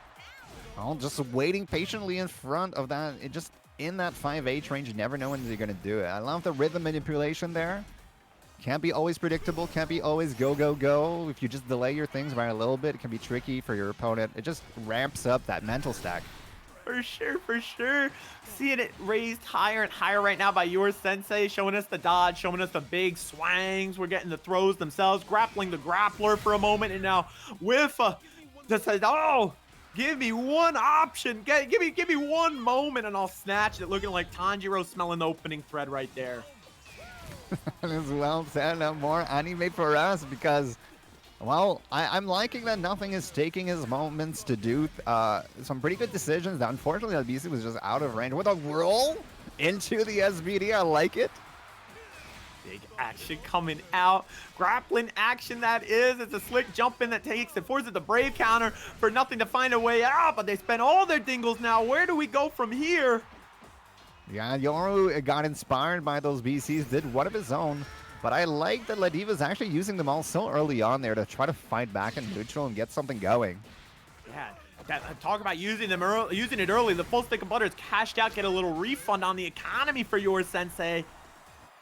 Oh, it's so tricky. The double jumps, the hover, everything was being used there to delay that aerial. Really great, and just establishing the threat of that hang time that can catch you off balance right here is going to mean so much for the closeout of this one, and that is how your sensei does it. Ugh, that footsie grenade. I mean, it was still a decent round for Ladiva because at the very end, they still had 63% meter. They had one more ultimate lariat to threaten by, so kind of good on Yori Sensei to end it before that would pop up because you never know. Those lariats, they just catch you sometimes. Definitely. Look at this. We're going coast to coast right now with a big old wombo and then the SPD. The big old command grab coming out. Oh, the shimmy got the throw. Will it kill? No, I think that was definitely most likely a draw. That is not what Nothing was looking for. Unfortunately, I mean, you are up against Yora. Your sensei making a meal of it and stealing the last of that brave points. What a cash out right here. Big damage coming off the top. But again, your sensei's health bar looking a little wavy right there. It's waving goodbye as long as Nothing can find this hit. And they certainly do. Yeah, I believe Nothing just waved back that hell bar says, I'm coming and getting you. We had also a reversal of resources. Ladiva had full meter, while Yoru had full BP. Oh wait, was it the other way around? Anyway, they were like both opposites with the 2 resources. Exactly. Yeah. It was like who's gonna win?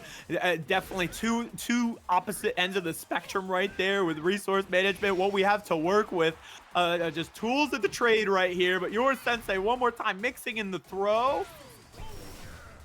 And this Oh, what a spot spot dodge! The way I think that's the second time we've seen your sensei avoid the lariat with the Zaffron is really really well timed. Yeah, they know that Ladiva, that's one of the options that they have in this matchup to finally close the gap between all of the zoning that kind of like 2B's got on Ladiva. So they're looking out for that lariat. And I mean, they are Yori Sensei. They have young reactions. But again, no BP's clipped. Come on, get it together. Yoru jump. When you flash red like that, oh, that means you know the juiciest counter hit is incoming for you. Great job by your sensei bringing it to set point. You know the 2B is looking for that flashing red screen. Oh, that close 5-8 from Lado, I never get bored of seeing it. It's just like the double chop to the vascular, or like the clavicle or whatever. Whoa, huge game management right here. They've taken all the dingles off of your sensei. This is abusive incoming in the corner. Look at all that damage. Yeah, you got the sad play and the save jump. The SP that will close it down. Nothing against a match for himself against Yoru Sensei, making it as tense, making us quite happy to be not them, but in the commentary scene, you and I, Bato, to see these 2 goats, these 2 legends, these 2 Godzillas fighting it out. We're blessed. We are blessed right now. No one is luckier than us, Zap. We got the best seats in the house just for this. Shout out to Krisalys Cup who gave us the admission. Shout out to everybody in chat. How lucky are we all to be here watching this unfold? Your sensei holding the corner now, and it's just been a real tug of war. That start of that round, like the double knee jump light from Ladiva just stuffed something, and it looked so cool. Definitely, the pendulum keeps on swinging. Now it's nothing coming out of the corner. This is just so nice. We'll show it twice. A little bit of a deja vu moment. This has got to be Nothing's favorite combo. I mean, I heard Ladiva's got okay corner carry herself, and it's fully utilized there, and it does give you quite the momentum if you can find that okay situation. But now we have to deal with neutral again. Oh, what an interruption with a 5L. I love it. And we got a conversion off of it as well. It was buffered. Definitely, and that'll kill, folks. Take a look, y'all. Nothing on set point themselves now. What a way, what a bounce back. Yeah, that was a goated 5L with a buffered special move all the way. I didn't even think it was going to kill at first. I was just happy for the Ladiva player to find themselves a conversion for that beautiful 5L. Talking about conversions, here's another corner carry, Bato. Yeah, and that was really special from Nothing. Just space there, jumping so well to bait the 2H and come out unscathed. Instead, it's your sensei who's going to have to suffer right now. Yeah, we woke up there with a 5L, pure on challenge. Maybe they thought that Yori wanted to stagger, whatever it was. And no BPs means you're dead. I guess so. Ladiva will just face kick you to death, and that's it. That's it. Blink and you'll miss it. Now, for a moment, for a moment, it crossed my mind. I was like, is this going to kill? No BP left. Is this really going to kill? Nothing. Snatching that round, okay, with diamond hands, picking you up and putting you down. GG's and super well played. Congratulations to Nothing, claiming a spot in top 8 tonight, winner's side. And shout out to your sensei, beasting right there. That was man. Each set, like one after another, they keep outdoing themselves tonight. Yeah, you gotta put it up for Nothing, putting Ladiva on winner's side of top 8. You love to see it. I think that character still has pretty good footsies and good corner carry, and then it's kind of scary when you're near. But you gotta be a top player in fundamentals to be able to pilot that character against especially that matchup. 2B known to have bigger pokes and things like that, and then piloted by another goat. So what a win for Ladiva. But we know Yoru's not out yet. We know he's probably gonna do well on the loser side. Who knows? We might even get the run back. You never know. That Legends Gauntlet, certainly your sensei, no stranger to running gauntlets in any bracket. They always seem to find their way to the top at a lot of events. Yeah, and sometimes winning. 2-time Krisalys Gum champion. Maybe a third today. He's not out. Raz is a player I fought personally. I know they're a very, very strong fairy. Will lock you down unless you make them trip up a little bit. Definitely, yeah.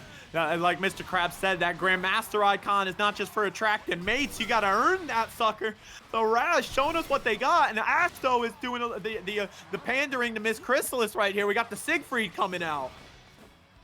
Yeah, I'm not an expert in this matchup, but I have a feeling that Siegfried's Fireball can do some work here, get himself in there. Big normals too to contest certain ranges once he's in, and got himself a nice corner situation. Fairy, she can side swamp you very easily with the whip though, but it's not happening right now. Any hit might do it, and we got full stick of butter, as you like to say it, Bato. I like that expression, on deck, and that could be it. Yep.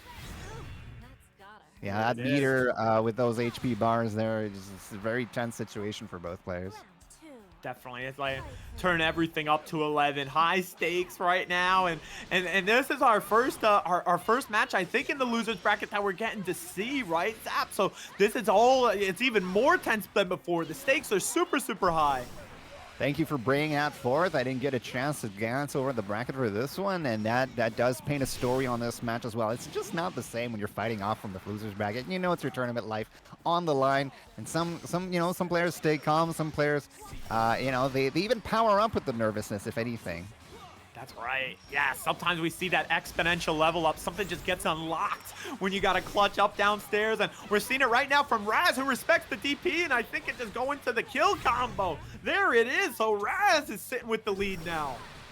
Yeah, Asto is going. I mean, you get yourself a nice reward if those work. They don't get the counter hit. In that case, it would have killed anyway, but at least they would have gotten yourself a nice safe jump if those would have worked. Asto is saying, I'm here to play. I'm not going to respect all your meaties. I'm going to make you guess on offense if I'm willing to reversal. This might work later into the set for Asto, because now Raz needs to think, like, this guy is willing to DP. Definitely. We'll see how that comes into play. That game one can be for data a lot of times. Just take it for data. We need to see how we adapt now. Oh, slick pickup here from Asto. Yeah, it's a big SSBA. We also saw the choo-choo just before. I just love to point that out. When Siegfried goes choo-choo, takes the train, puts the sword in you, and trains you all the way to the corner. It's not quite the same as with the ultimate. Oh, you got a pixel of health. It's not chipped yet. And again, Raz has full meter here. Definitely, let's see. Oh, great. That's a clutch spot dodge. You need to. You're on Chippa. But oh no, just snags Asto. Reels them in, and that is what a table turn moment right there for Raz. Yeah, and that happened twice to Asto, doing well, putting Fairy on a pixel almost, but then you still have to go through the barrage of those big normals, and one of them can convert into a kill for themselves as well, so it's like, if only I had finished my plate. But you gotta have short-term memory, Asto, and get your, I think he does, because he's got himself a nice corner situation again. Certainly. Oh my gosh, what a nice DP right there. Saying, I don't care about GG, little Micho on the floor threatening me. I know you're going to try and just abuse that. Yeah, that was a clutch DP there. You don't want to be stuck in a set play, and you want to maintain your corner pressure on the Fairy player. That's when you can exploit some of their weaknesses. But unfortunately for Asto, or fortunately for Raz, the corners have been switched. Now he's the one that's going to have to figure this one out.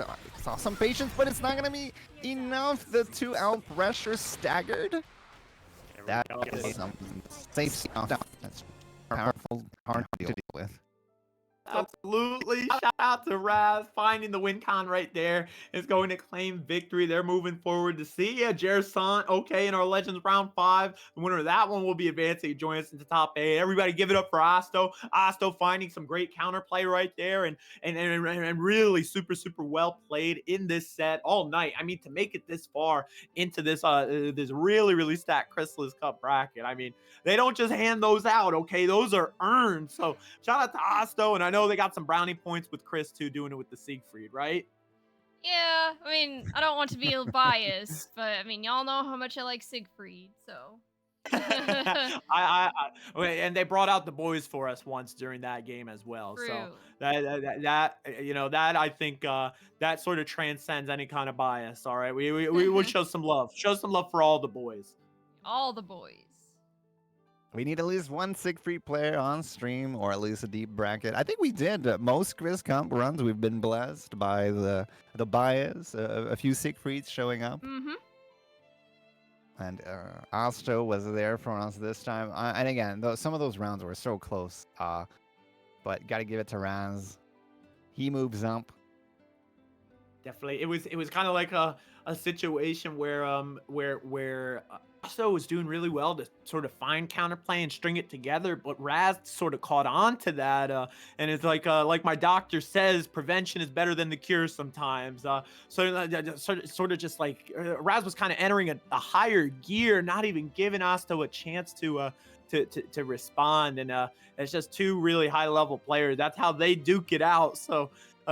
Just again, a really big bravo to both of you legends, and GG super well played to Asto tonight, and good luck, have fun to Raz continuing on in their run. Yeah, we got several stream matches marked to be on stream, but they seem to be all waiting for the winner of a match. So do we have a lull here, or we're waiting on some matches to complete, or am I reading it wrong? No, you're good. I think sometimes StartGG doesn't update right away. So right now, it looks like Yoru Sensei and Wing ;3 are gonna be up. I believe they play. I don't remember who they play, but I like verbalizing that. I like Yeah. verbalizing stuff like that. yeah, ;3. Very fancy. It's as a sophistication to the gamer tag. It does. Real. It's like putting your pinky up while you're sipping a Baja Blast or whatever the gamers like to drink these days. I'm glad you pointed it out. That's exactly the image I had in my head. So I know, like, I'm saying it after. It's like it's easier to say that, but no, it was true. I was like exactly the image, and then you described it. I'm like, what? Are you reading my thoughts, or do great minds think alike? You know, it's one of the two. It takes mean, one you to know reading- one's Apron. We're on the same wavelength. Heck yeah. You reading my thoughts would be pretty darn cool. I mean, don't get me wrong. Right? That's some X-Men stuff. Like, come on. All right. Looks like we got our Yoru's here, and I think Is Rain Hugs? Is Rain Hugs Wing? I'm not sure. I'm gonna go out on a limb and say yes. I think. Okay. Because I know their He their does- profile picture is Versusia. Oh, and they're playing Versusia, so power Hey, of if the shoe induction. fits. What did the Alright. teachers call it in school? Context clues, Miss Krisalys, right? Yeah, if you didn't know what a exactly. word meant, the context clues will help you figure it out. Mm-hmm. Rain Hugs making it hard for us with their gamer tag, but the imagery put it together for us. So shout out to them. And one more time, that April Fools for 2B is crazy. They just needed to add the semicolon 3 as like the overarching similarity between Yeah. everything, and then we would have been fine. Yes. Oh, Flash Red, Bato, and you'll miss it already. We got the throw, we got the corner. It's been barely a few seconds here. We Flash Red a second time. 40% is turning into 70% real quick. A lot shaved off the top of Rain's health bar. Yeah, they got meter now to work with and see what they can do to find a conversion and get themselves out of the corner. But you're always playing this matchup well. You want to smother Versusia for her slow buttons. And Versusia players, they should be accustomed to fighting it out from the corner. Oh, beautiful SSB. I think this will work. No? Commentator's curse? Your sensei able to recover enough and punish with one art of their own. Your sensei taking round 1. That was clinical, but I like the attempt of the SBA. That does go through projectiles after all, but they were just too far, so 2B got time to recover and spot dodged it in time. Oh, what a whiff punish there. That was really slick. Punishing the extended limbs, we'll call it, of your sensei, but Rain Hugs is doing well to get stocked up earlier in the round, I think. Let's see if they can find it once more, but your sensei might not give them the opportunity anytime soon. Yor is known for having quite an aggressive style on 2B, not necessarily zoning. They're kind of like, you know, they're ready to run up in your face and smother you and get you in the corner really quickly. They play at a very fast speed. That DP was good for Versusia, and there we go. That is the start of something. That's how she usually gets herself out of the corner. Does really well, and this is going pretty well, all things said and done for Rain Hugs. They don't have the meter advantage, but the health looks pretty even Steven. Yeah, it just needs one little clip by that nasty 5L from Versusia. Oh, the corner swamped. That was some high-level stuff because they value that corner so much, and they should, and characters that can do this should do it. Lab that out, guys. Oh, what a great play from your sensei, turning the situation on its head, but the throw whippa is going to be picked up by Rain. Look at this punishing coming. They get in stylish with it.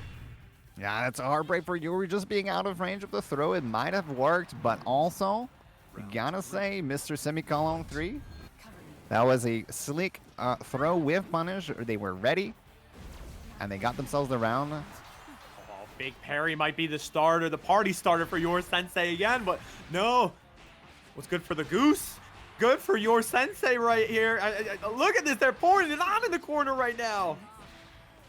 And it continues. We say that a 2B is a grappler 2B here because I've seen a lot of throws from your sensei. I think they're pretty much known for, there it goes again, known to have that in their playstyle, and it just makes the strike throw even more potent. Now, 2B not known to have the most damage on our SBA, and Versusia's got 17,000 HP, so I think they live through this. Definitely. And now, Semicolon 3 with the full stick of butter. They're not going to get to churn it at all. It's going to be your sensei closing out with the big advantage. Nice job. And that's only game one, folks. This is pretty tense because Yoru's playstyle is so quick. So quick. You blink, they do something, and then you're like, yeah, I'm in the corner. Why am I in the corner? Versus is going to have to find those pillars like they just did. Trying to find it out in neutral. I like the projectile, but you flash the screen red with that 5H. Definitely. The range on some of these buttons. Who gave this to 2B? We need to know who's responsible. It's the character doesn't have a 6XL, but they do have 5H and 5M, and it's just as good. But you know who's got decent pokes? It's also Vistusion. They used them pretty well to get out of the corner there. So we got ourselves a mid-screen situation and a little bit of the health bar better for Vistusion. So I think they're looking to get this round for sure and trying to reestablish the momentum from themselves. Definitely. I think one more juicy hit right here. If they can find a whiff punish like they did in round 2 of game 1. Oh my gosh, look at that one. This time they are within range for this punish to be super effective and take this round. Yeah, our Versusion player here is looking for those counter pokes, those whip punishes, getting the startup of the extended herb boxes, and also whiffing, already SBAing through all those projectiles. So they're looking out for everything Yori will throw at them, except when they're in the corner, when they're very, very close. Oh, handshakes? Handshakes, and your sensei makes wastes no time picking up after the fact. Yeah, I think Yoru's doing really well when they're really up close and up personal in the corner, and then at some point Versusia, here it is, they find that one hit that can lead to a lot of screen space from themselves. Oh my goodness, what a pickup right here. Your sensei's gonna cash out early. I respect it. Versus is still in this, and 60% to boot. She can get a whole corner carry with this, with the ultimate ball if she gets a hit. The pillar is nice. Got yourself a no key. Trying to bait the BC there. That's why they went 5H into the spawn dodge. See, okay. Right now, by the end of this, I was like, oh, maybe this will put them on chip. No, they're going to just take that hit the old-fashioned way and fall. Right now, it's set point for your sensei. Just walk up, run up 5M point blank like that. That's a tricky rhythm manipulation timing there. You don't expect that necessarily to be at that time, at that timing. Oh, what? And I say, how many times has your sensei respected the Brave counter in this matchup? They found a punish a couple of times. They're respecting space on other times, but they're still blocking it. Yeah, but the godly 5L from Versusia on defense, netting themselves all that corner space. Oh, talking about baiting the BCs and respecting those options, but didn't get a full conversion there for their trouble. We got Attack on Titan. Lassoing their way in and another cash out, making sure the economy is really, really tough for Semicolon 3 heading into the really is going to be the most tense moment of this game. I mean, and yeah, it is Attack on Titan. Look at the height of this monster. She is final boss, and she's coming for you. The 999 hit combo here, the animation. We take a breather. Both players are thinking about what can happen next. Probably going to be a safe jump from Versusia. And I was just wanting overhead. Okay. Wow, really, really brave action coming out. And now Chippa will kill. Did Semicolon 3 find it? Oh no, their approach gets stuffed. Your Sensei finds a way with their back against the wall. I thought that for sure. I thought that Semicolon 3 had that checkmate lined up, but it maybe got a little tunnel vision right there trying to find the play. Oh man, that jump scare lariat is like such a good thing to throw out to try to chip 2B, and they were also like pretty safe there. They didn't go for it right away. They were backdashing. They were respecting what Yori could try out to try to deal with the situation. Then when they finally did it, god damn, they got stuffed. That is kind of an insane situation. That's just how the cookie crumbles and how it plays out. But I think that both players were playing the matchup well. And both players were showcasing some high-level stuff. You can see it all plastered all over that set. Definitely. Wing less than 3, just shy of the top 8 with some great play tonight in a super stacked bracket. It was great ideas, great ways to find plays tonight from Semicolon 3 right there. Shout out to Wing. And man, just great coverage from your Sensei. I mean, when faced with such incredible play, just finding a way to counter that is just it's a testament to both players. So they're both this far into the bracket for a reason. And it's your Sensei who comes out on top tonight. They're going to be advancing to top 8. And looks like we got a couple more top 8s to be decided right here, Ms. Krisalys. Indeed. The next one we have is Ayukime versus Nick VG. So it looks like UL versus Andre. Oh my goodness, the first Pringles man we get tonight in the bracket? We've been used to seeing certain characters on stream, but now you announce UL versus Andre. That's kind of exciting. Yeah, definitely not one you see very often. Yeah, especially those two against each other. I can't say I've seen it often. I mean, don't get me wrong. Every single match has been exciting, but the character variety coming up for this next one is going to give us a breather before the next one. It's not just about the characters. It is about the players. Remember, some players, it's possible to be patient in this game. It's possible to be hyper aggressive. There's a range of what you can do, and that can still be strong. It's kind of nice to see that happen, irregardless of the characters. But hey, this time, Bato, are you a Mr. Pringles fan yourself? What do you think about this character? I think they're pretty wacky. I mean, from what they can do with the sort of at distance from the different sort of parry options they got in the arsenal too, and maybe they look kind of like an Elden Ring character sometimes when they get that install. They sort of get that the crystal phalanx going all around them. So I'm looking to see some really cool gemstone gameplay. The Righteous Gemstones. This isn't an HBO Max plug. This is a Nick VG plug. Let's see how they fare. And Hyuki with the UL, we've seen some pretty tricky matchups navigated by UL tonight. I want to see what they got in the duffel bag. Yeah, Mr. Pringles for Elden Ring DLC, I see it, or I'll never see the install the same way. But anyway, we got ourselves a corner. I really like it. I'm glad I asked. He's got himself a nice dive kick too, because he comes out of nowhere. For sure. He got himself some Pringles animation for the win. There we go. And there we had it. All the magic's coming out right there. Nick VG takes first blood. I'll stop the UL in their tracks with that 2N, but retaliates right away. We got some UL bombo combos here all the way to the corner with that U push that's just gone on the L area to some fancy footwork, Mr. Hyuki, or Mrs.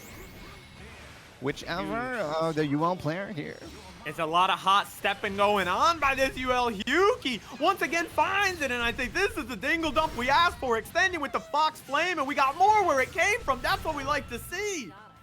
Yeah, it was a beautiful round for the UL player. I love to see them using more dashes in the stance. I think the mobility on this character to be deceiving, because it's a Sun Tzu moment, right? Deceive your opponent and to try to be a little bit, non-traditional, do some stuff with it.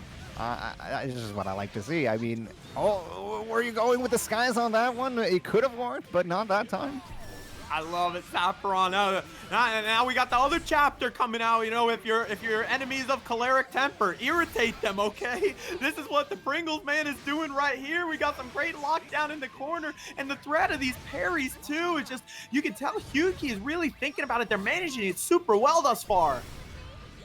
Yeah, we got a parry on the overhead. Just a simple block. We've gotten her in the -6, but the parry is also mental damage at the same time. Kind of pushing back the UL, which is pretty good for Mr. Pringles over here.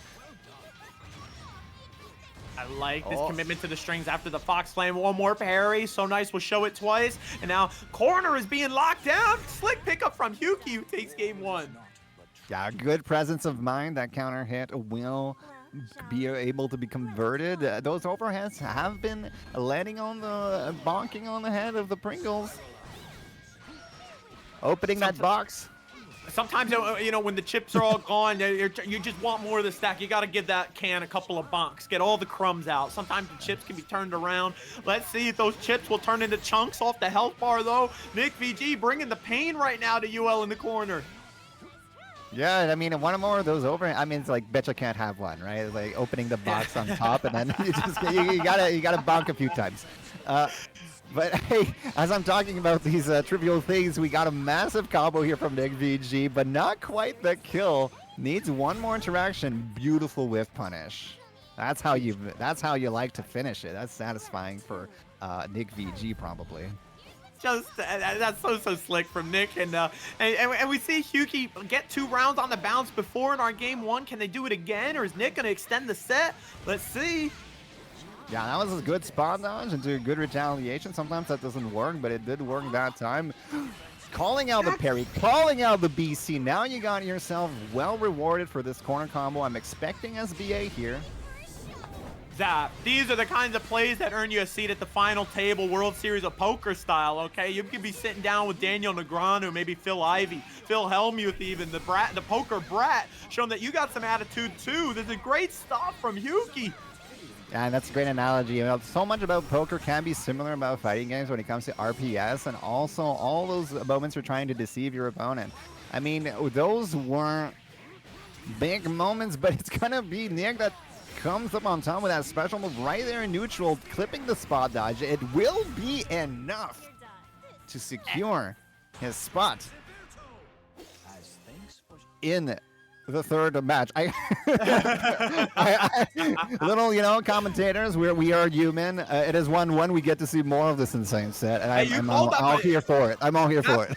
Zap, you didn't misspeak. You called it perfectly. They locked themselves up for this final game, okay? I know, right? It was really expertly done by Nick. I mean, they built that meter for the SBA in those final moments. Great chapter in the story of this set right now. Who can do it, Hyuki or Nick? We're both seeing something crazy. Yeah, those Spinneroonie special moves have been clipping Yule, trying to advance.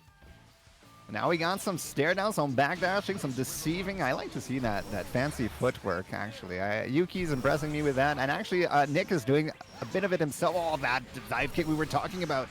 Does it lead to big conversions? It surely does. And it seems to be a good damage proration starter because look at that health getting deleted. I can't believe we took us to the limit. And it's okay to leave food on the table as long as you come back for seconds. Nick VG entering the clean plate club. And let me tell you something, Zap. I think the party starter, like the key move for them right now is this super active fireball. You've seen Hyuki try to spot dodge a couple of times, but that thing is, it just lingers on the screen, and it's fed families for Nick thus far. Oh yeah, it's putting bread on the table, and then some, probably the tacos as well. But hey, Yuki isn't, and I just love your analogy. I think that was spot on. Okay, we got the SBA. This is going to lead into a great Oki situation. Probably a safe jump setup. Here we go. Oh, empty jump, delayed 5L. He got the hit, but no conversion. Didn't believe. It can be hard to pick up those 5L conversions. You don't have as much time. Beautiful. We are young, says Yuki. Passing the vibe check right there. What a spot dodge, getting cinematic on them. This is the true anime fight. We got MSF right now. Maximum Skyfaring. Lock in, folks. I mean, this is like some DBZ stuff. The footwork is here. The parries are here. The back and forth is all there. The spawn dodging on the BCs. That's something I don't do often. So I'm, you know, maybe here comes another SBA situation. So we're going to get another safe jump setup, but I think they've been varying exactly what they want to do after the safe jump comes in. Oh no safe jump. Just we're willing to just stare down and do it too well. Straight into the offense, super committal, and look at what it means to Hyuki. That is the game, legends. That Hyuki is gonna take the W, and she's showing the Pringles man that she herself is all that and a bag of chips. Okay, this is our top 8 in Krisalys Cup. I thought you had me tranced there for a Almost. there's one more match to determine the. I think we got looks like Grisk versus Shy Solosis. That's gonna be our last, I guess, pre-top 8 match.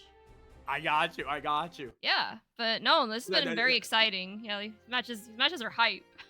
I'm on the edge of Yeah, my this, seat. this last set was maybe one of my favorites just because of the back and forth and the footwork and just the high level Sure. variety that we saw in Yeah. the pressure, the delays. I mean, and again, Nick was doing, I mean, both players were doing so well. I couldn't even tell who was going to come on top. Yuki got himself a good momentum there at the very, very end to close it out. But Two beasts. what a treat. Two total legends right there. Shout out to Nick and Yuki. We see you in chat. Beast. GG's and super well played to the two of you. GG's and super well played all night to you, Nick, and GLHF to you, Yuki, in our top 8 tonight. Now, I think we're getting a visitor from earlier on tonight. We're getting the Pokemon representation back in the mix from Shy Solosis, and now you got to go toe-to-toe with Grisk now. Near. Grisk, I believe they're on the. Are they? Oh, they are on the near. I thought they were a Siegfried player, but I've seen the name Grisk along the way in my journeys. I have spoken to them a few times here and there. And we got the potato Pokemon Solosis making it all the way deep into the tournament again. And our first near that we cast today, Bato. Definitely, yeah. I mean, I want to know, Zapron, immediately we're seeing that maybe these memes where Nier's working at the McDonald's with the fellow puppet character Zato from Guilty Gear, maybe those aren't so true. Maybe she's got a side shift as still a solid character in this game. Hey, I've got it a hot take. I think that if you're a character specialist on Nier, she does have her moments of strength. And I just think you can't necessarily just, flowchart your way. But if you're creative, if you're a great player, and if you spend a lot of time with this character, I still think you can find some strengths, some advantages, some things that are still good about this character. She can convert big pokes into big damage at all sorts of moments, and it's still tricky. There we go, and right now, they stomached a lot of damage. The economy right there, I don't know if it made a difference, but that throw is going to seal the deal for Shy Solosis. We're 1 round apiece now. Who's going to take the lead? Got it. Obviously, here, it can be a big match for the rest of Momentum, though we do see some back and forth from the players in general in terms of Momentum. But, you want to be up 1-0 in that set. It always feels nice. It always it's a bit of a relief to establish yourself in that first match. We got some even health bars here. Beautiful air throw. Super, super slick. Calming out right now. I'm loving these tactics, all these plays, finding counter plays. When sometimes when your opponent is asking you questions and you have the answers, you have to ask more questions, and that's what we're seeing from both players. Look at this. That shot is going to put Solosis in range of this. Out of breath right now, Zap. That was an insane finish. Yeah, and I love the air throw against Potato because I think it does options a few of her options out of Demon Flip and some of her things. I think it should be represented a little bit more. We don't see it too often, but I think it's useful in this matchup. Yeah, those conversions I was talking about for Nier. But hey, hold up. I'm the one throwing you up in the air, but that was combo limit, actually. That was part of a combo? Wait, what? Oh my goodness. Swapping sides once again, but Solosis was quickest to the sticks with the throw themselves. Oh! Huge invincible reversal, but we got the revenge DP though, and yes. We got Death clipping you. We don't have too many resources here to cash it out too much. Maybe that was not ready for the conversion, but hey, that'll do it. MT jump UDP. That is Daigo Umehara style, but potato version. Oh my god, yeah, so you want some fries with that? That's what Shy Solosis is asking. We're pouring it on right here for this adaptability throughout the set. Are you suggesting the potato went from a fried potato now? I love it. It's great. Oh my gosh, right now, Grizz gonna have to stomach a raging chain as we're taken from the corner to mid-screen. Got some BC at times. That is a hard thing to deal with. The LDP is kind of weird to deal in neutral a little bit. Got yourself a conversion, calling Death to come back, charging up that meter by using the recall there. Part of the combo. That's a long-term play. Look at that. They're looking ahead to win this juicy 2H counter hits, and look at what it means for them. That's the round. So now we got Grisk on set point. We could be seeing a Nier in top 8. Yeah, Grig's anti-air here have been big, especially to close that round, but I'm still remembering that air throw. They are ready for the potato flying up in the air.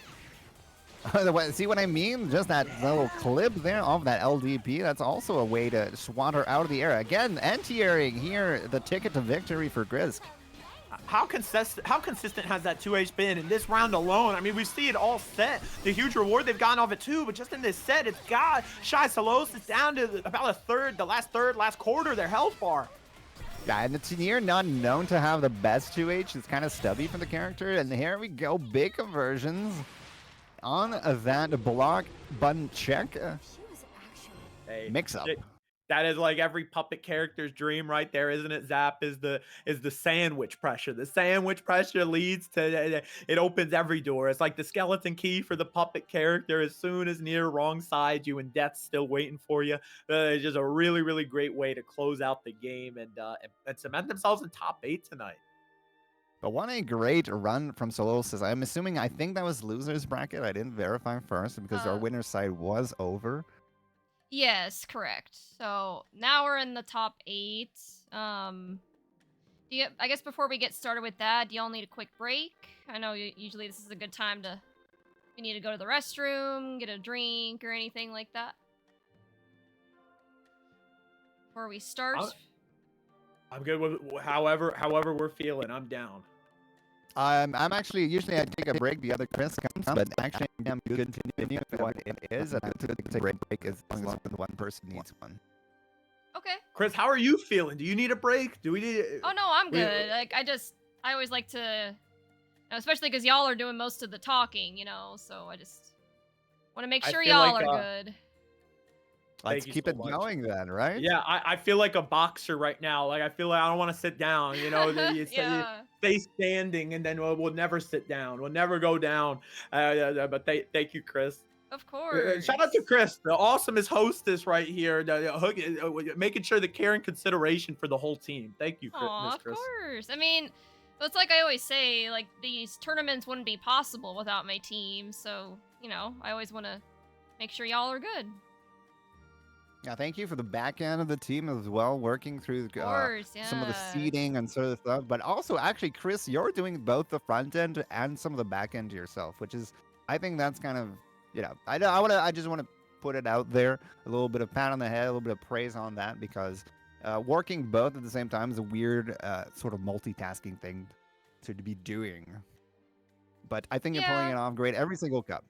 Thank you. Yeah, it can be it can be a lot sometimes, but I think it's worth it, and I've kind of gotten used to it now. Like I think I've gotten a good groove of trying to monitor like the Discord and then the Twitch chat and the Start GG. Like there's a lot, but definitely. You're killing it, Legend. So is everybody in the Miss Krisalys, in the hive right here. Shout out to all the beasts coming through. And don't forget Roarin, who's running the redemption bracket right now. Shout out to Roarin. I'm gonna pop into Roarin's chat. Maybe we gotta show some love to Roarin real quick. Let me pop a go Roarin over there. Shout out to all the legends in the redemption bracket. Yeah, let me Wait, is he actually streaming it? Yes, he's both running it and streaming it, because I was like talking about it on one of my streams recently, and he's like, "Oh, like I'll run that for you, and then I'll even stream it too," because he's planning on eventually starting his own tournament after CEO. So he wanted this. I think this is a good way to get him, like, his feet wet, if you will. Yeah, that's like absolutely starting out hype. small before doing like an actual big bracket. So if you guys want to go check that out, while you're also checking out the top 8 that we're about to do. The link to the redemption bracket is being streamed here on Roarin's channel. Twitch.tv/Roarin_FE. I see that you posted a shout out to Redeemer Roarin. Good luck, have fun, Beast. So thank you, Bato. You got it. It's the least I could do for our fellow legends here tonight. Awesomeness. Whoa, it looks like are we starting with the winner's side of our top 8 over here on the cab? Yeah. Yeah, so it looks like we're starting with nothing, like you say, nothing period versus, Harple. So, I guess, And whoa, is this the counter pick that nothing is busting oh, out? They're going potato mode for Matera? yeah, I was about to say they're going Ladiva, but I guess they're going Charlotta? Which there's nothing wrong with that. I mean, people play different characters, but yeah. Actually, yeah, no, I've started to see that a Yeah. trend of due to Matera's rise in popularity here, that people are picking up secondaries or considering secondaries for the matchup, which is for the time being not the worst choice. The nothing potato or something potato or anything potato or everything potato. I like the everything potato because the potatoes Hell are yeah. kind of nice and I'll Super take them on loaded. everything. Yeah. All right, here we go, Bato. We're locked in. We got ourselves a corner for Mr. Potato. That's right. And look at that already. Charging, rushing, really brazen through all the butterflies tonight. Harple thinking twice. Now we got low BP round. The players only on 1 dot each. This is going to be dangerous from here on out. Yeah, it's super good coverage too from Harple. They're going to stomach a little bit early on in the game, but look at they're pouring on so much damage. Where does this come from? It comes from the inner depths of Nightmare Fuel arrows. But I really liked Nothing's momentum in that round as well. I think it's looking up for a good set between the both players. Definitely, definitely. Oh, the headbutt is stuffed right there. But now, gonna keep on keeping it on. Huge commitment to offense from Charlotta and Nothing. Gonna take a dingle off of Harple, but we're trading them. Actually, I'm seeing Nothing do some good responses to both the butterflies and also the arrow rain. They have some experience in this matchup. The 6XL under the arrow rains, walking up through the fire, not the fireballs, but the butterflies. So we got some matchup experience. No BPs on either side. Once again, this is going to be no SSBA. We're going for this instead and the set play. Big reversal answer from Harple that's able to take the game. My goodness. That is a risky reversal. I mean, if that was baited, that could have been game for Charlotta, but their instincts were okay. You know, I also say sometimes if you guys are in a tournament, just trust your instinct. You know, you want to DP, you DP. Don't second guess yourself. And that's what it does for you. You want to at least go down by doing the decisions you went for, and that was the correct decision for Harple. Definitely, definitely, and I guess Nothing. Period. It's gonna say once was educational. Sometimes you got to dance with the one who brought you, like we said earlier tonight. We're gonna try this tough matchup with the character that they got the Grandmaster icon with over there. So let's see how Nothing approaches it. I thought they were doing pretty well with the potato, but I think that's just because they understand Matera as a matchup. Going with the comfort pick now. I think if Ladiva gets in there, again, Matera on defense will always have a bit more weaknesses than other characters with those slow buttons. That meter, just stopped with the 5L. That mental damage. Oh, look at that! The low is blocked, and now the punishment is incoming. Yeah, that was, those lows can be, sorry, I don't have time to say that because what a TKO, like reading that command grab. Yeah, it was brave, Oki. I mean, Nothing is like really wants to make their mark on this set, and I think that sort of desire right there was sniffed out by Harple, who was like, let me just reversal this, turn this one on its head. It's great play out of the corner from them, and now they're on set point. Yeah, good awareness. They are also experienced. Not everyone has a ton of experience against Ladiva, but using it on defense. And now it's a new round. We got the double butterfly. They are blocked. The BC attempt to stomp and convert it into a corner off of that -2 from Ladiva. They were trying to press something perhaps there. Oh my gosh, get off me. Nothing has no dingles available. This is a crazy scenario for them to be in. Can they dig themselves out of it? They're going to headbutt themselves over to mid-screen, and Lariat brings us further. Yeah, this is how you start a comeback. I mean, you use a lot of resources here, but you got corner stomped immediately by Harple with the fuzzy jabs. Such a powerful defensive mechanic in this game. Definitely. Look at the pickup right there from Harple. They got that slick low. They've converted off it so many times tonight, and that's what keeps them in winner's bracket. And if I'm correct over here in saying that'll put them into winners finals. Yes, you are correct. So now Wow. we're moving on to our next match to see who Harple's gonna go against. So that And it's we're got Destiny versus Dragalia. Double D, one of the cooler characters in Ed, Ed and Eddie. I think who was your favorite Ed in Ed, Ed and Eddie? Chris, Zap? Oh geez, You guys- it's been so long since I've watched that show. Oh wait, I need to pull up some images. Yeah, I'd have to like. I don't even remember that show. I watched it a lot as a kid, but it's been years. Okay, chat. Let us know the- who's your favorite. Who's your favorite? And I mean, we got Double D Destiny versus Dragalia coming up for us. And if Destiny is able to pull out this victory versus Dragalia, aka Flip, flip the game right here, we may see the Matera mirror. Maybe. Oh boy.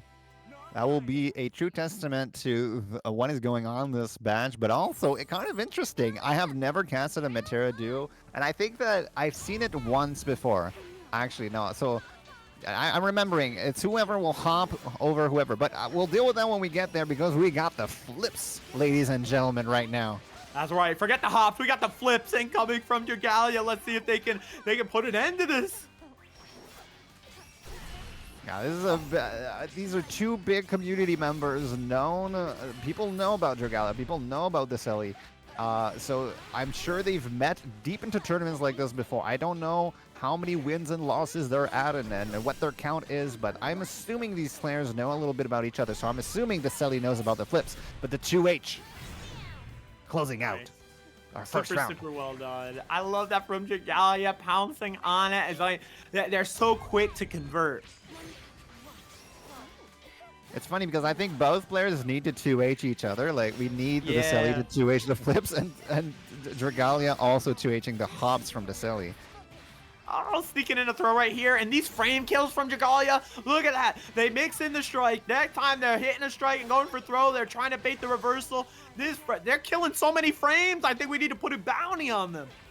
Yeah, they were following the layers of conditioning there perfectly. It's going to be so hard to deal with. And just like that, it actually crosses up as well. Here goes nothing. Round one. Have at it. A 5L check you at the start of neutral.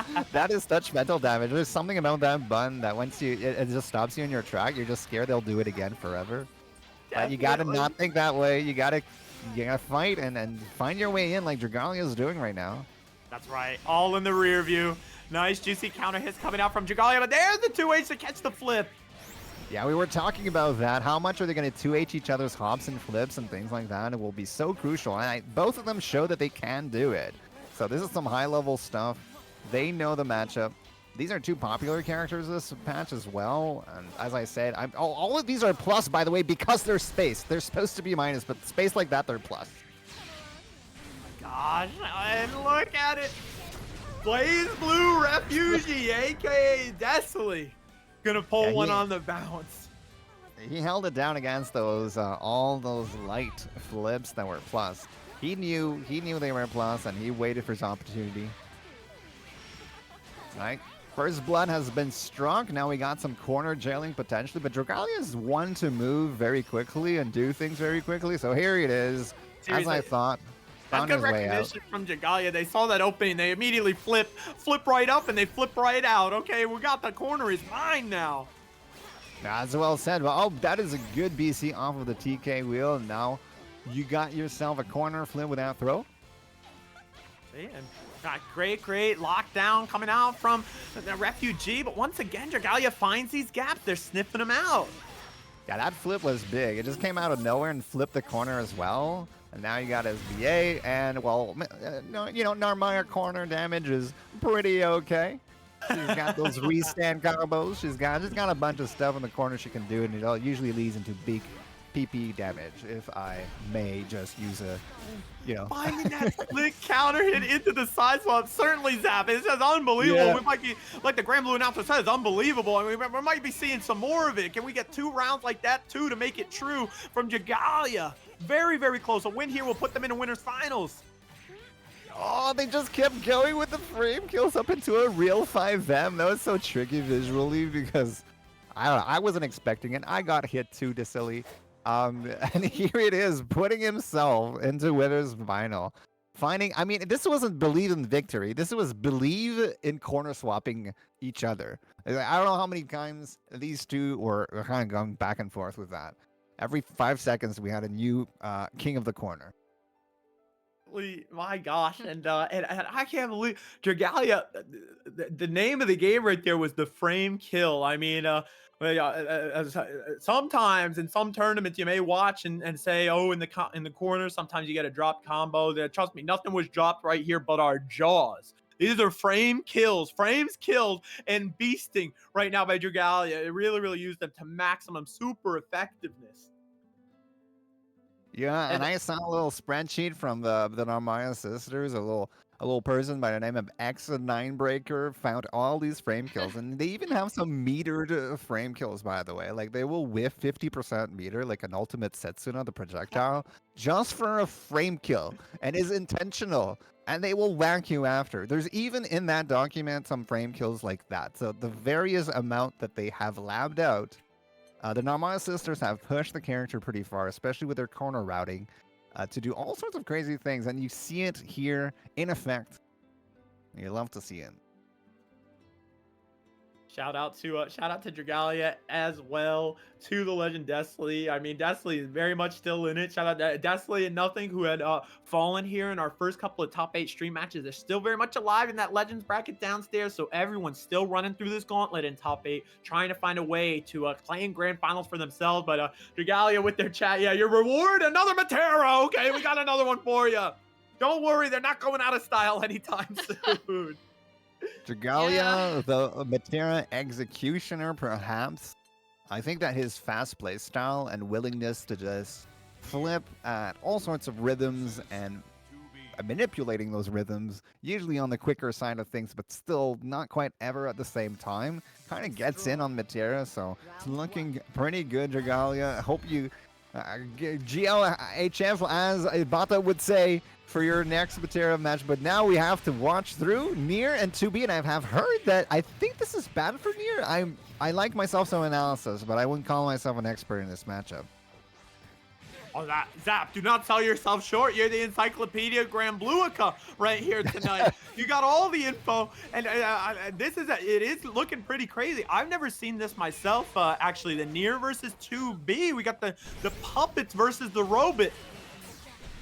That is well said, and yeah, well, thank you for the praise. I just didn't want to make sure. I know that I've heard someone say, I think it was the Nier player, that this is, I don't know why though. I think both of them have great zoning capabilities, both have good pokes. Death can be sent out of nowhere, but Yoru has this aggressive playstyle that the Nier's gonna have to contest with. So far, they're getting a little bit smothered through back and forth throughout the map.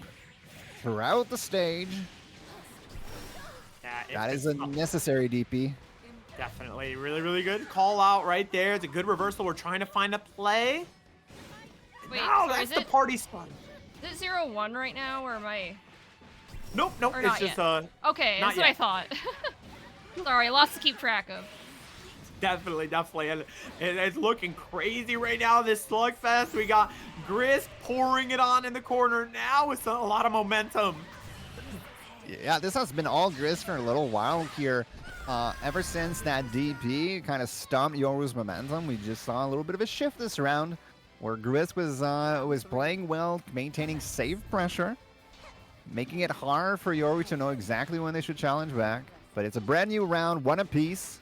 And Yoru, his game plan is full on deck here, rushing down, getting that corner quite early, as I see Yoru do time and time again.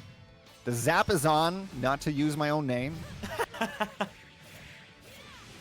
It certainly is on. Okay, turn that to O for onward. We're going to keep it moving right now. And Grisk is on their last legs. Your Sensei can find. Oh, it's great set play. Just covering that like a little Sonic Hurricane action. That is what it reminds me of, that Oki. Really nicely done by your Sensei. Yeah, that Oki is weird because it is set play, but it also hits strangely delayed that sometimes you just get clipped by it. So I don't like... no shame in Gris getting hit there necessarily because it just kind of happens weirdly late. Definitely. Let's see, can Grisk flip that pop quiz sheet over? Let's see more questions being asked of your sensei. Right now, this is a hugely positive start, but a gap is found and counter hit by your sensei. This is how they can dig back in. Yeah, it's hammer time too. This is great corner carry. Now your sensei, oh, right through. That is weak to throw because it's a sort of a parry DP after all. We got some set play coming in. A nice challenge by the BC, but it was blocked. Right, Death is going to be absent for a little bit, but brought out very quickly again by Grisk. Okay, no BP situation for, this is going to be, are they doing it? Does it work? No. Does this work? Yes, it does. Okay, they know. It's Yori sensei. He's the sensei. Are you kidding me? Your sensei pulling out the self-destruct for the, and now we got the Diaphone video thumbnail right here, Miss Krisalys, for you. Will it kill? Well, will it kill? We're looking a little underdressed here while we hold down the corner once more on set point for your sensei. I think that killed the viewers more than it did Gris. But hey, they're already fighting it out in the next round. No breather in between these rounds. They're just going back at it. I think Grisk knows how Yori wants to play, even though he's underdressed. And he's out to get the 2B. Oh, we maybe could have gotten a bigger conversion there. Maybe. Yeah, that one might have been a drama. Didn't fully count. Although you're going to flash red. What a challenge right there when the big button hits the crimson. You know it's doom for you. Great stuff right there by your sensei, assembling on up and still alive here in their Legends Gauntlet run. Everybody give it up for Gris, though, with some great stuff all night. And a super treat. We love to see the puppet characters come out in every game, and really well done. Yeah, definitely not what they used to be, but at the same time, I think Grisk is showing both that A, they're a great player, and that Nier does have those big conversions at time, and you just need to be defensive when the death is down, but it's great to see that character variety going deep into the tournament like that. And your sensei, no stranger to getting deep in tournaments. I had an inkling that we would see more of him, that he made his way through the loser's bracket. And here we go. I didn't spot. This is going to be UL versus Fairy. All right, here. Yeah. I want to see some Hyuki sort of spicy footwork to get through all the wimps. That's right. Yeah, it's going to be really fancy footwork when you need to put the foot in footsies right here. To find a way through it, it's navigated super well to start by Hyuki. I like that spawn dodge representation against BC right away because Fairy players do like to instantly BC very early in rounds to recreate that neutral situation that they so like, and there it is. This is really good respect earned early, and like you said, getting that established can totally set the tempo for the whole set. But definitely that overhead is tricky, and it is part of the Fairy mix-up. Now you're locked into some more GG pressure. Nice attempt to get out of there, but no conversion means that DP was found nothing. It was very committal there for poor Hyuki, who gets caught. Raz was just so locked in, ready to punish, and it ends up their round. I'm no stranger to dealing with Fairy without a fireball, and UL is in that same situation. However, using that backdash, you can get out of certain GG setups. Both the command backdash, because it's got invulnerability flames, so if they're trying to set up GG when she's waking up, you can just kind of iframe backdash out of it unless she's in corner. But right now, it's the wimps that are coming through. None of that. Oh, I thought she might find the magic pixel there. Seriously, I mean, it looks like a food fight, man. Like something out of Max Keeble's Big Move, like some kind of movie like that right now. Like Raz is throwing Gigi, throwing the whip, throwing everything, maybe some mashed potatoes. And we got a little Charlotta left over from the brackets. It's craziness. That's how Raz takes game one. Yeah, that was clinical Fairy gameplay against a character that wants to get in with their fast buns, keeping them at bay. That's the game plan. It was enacted perfectly. That 5L is such a menace nowadays. Wow, All we're just going back to the well on setting up GG, setting up the whip, and oh my goodness, we've seen characters like Ladiva want to pick you up and put you down, but we got Fairy right here running the cha-cha slide, bringing you in and out, in and out. Yeah, this is the corner swapping dance that she does, Fairy. She can just hold that corner and swap with you instantly. I think does this do such an interesting attempt. I like the idea. It went so far. Nice, just a couple of stray hits, chipping the rest of that health bar down, and now Raz is on set point right now. Another W, another round, one more round will keep them alive, push them to top 5. Here comes Yuki with a 6-6M, got himself a knockdown, which is exactly what they're looking for with it. Now they're going to have to work themselves back in. We got some stare downs here. Oh, I thought that would work for a moment for Yuki, but Gigi held it down. Huge accident coming. Yuki avoiding the set play thus far. They're going to sneak on in. I like it. Yeah, that jump U to like just avoid the DP was kind of genius.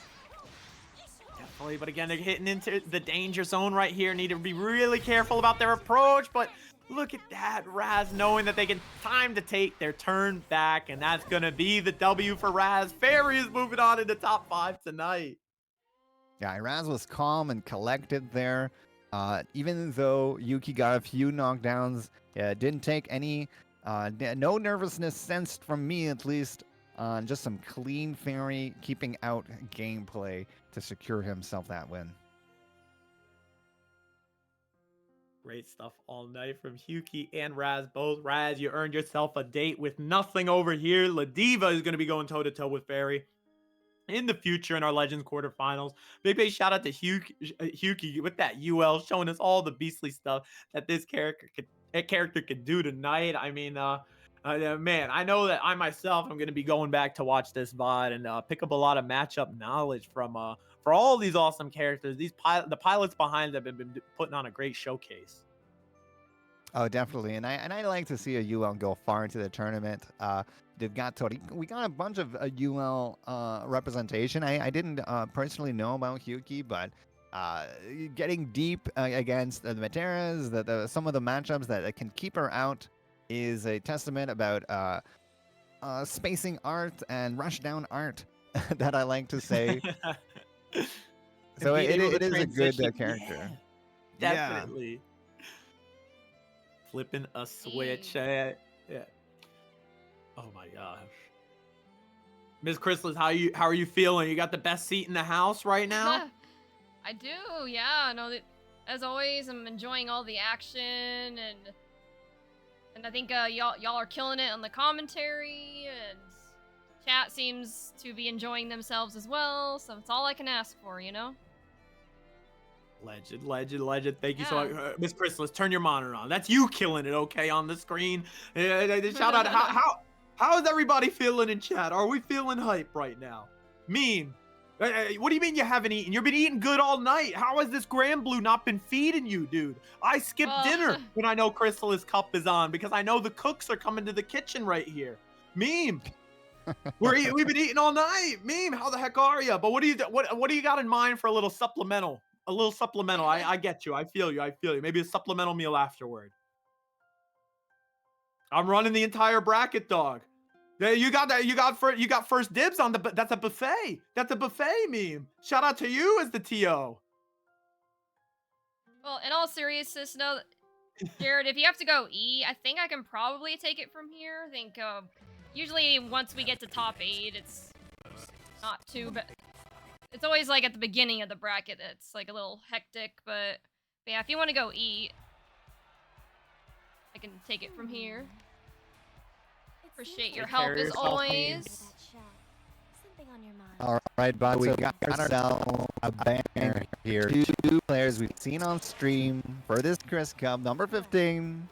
Oh, that rhymed. A few times. Whoa!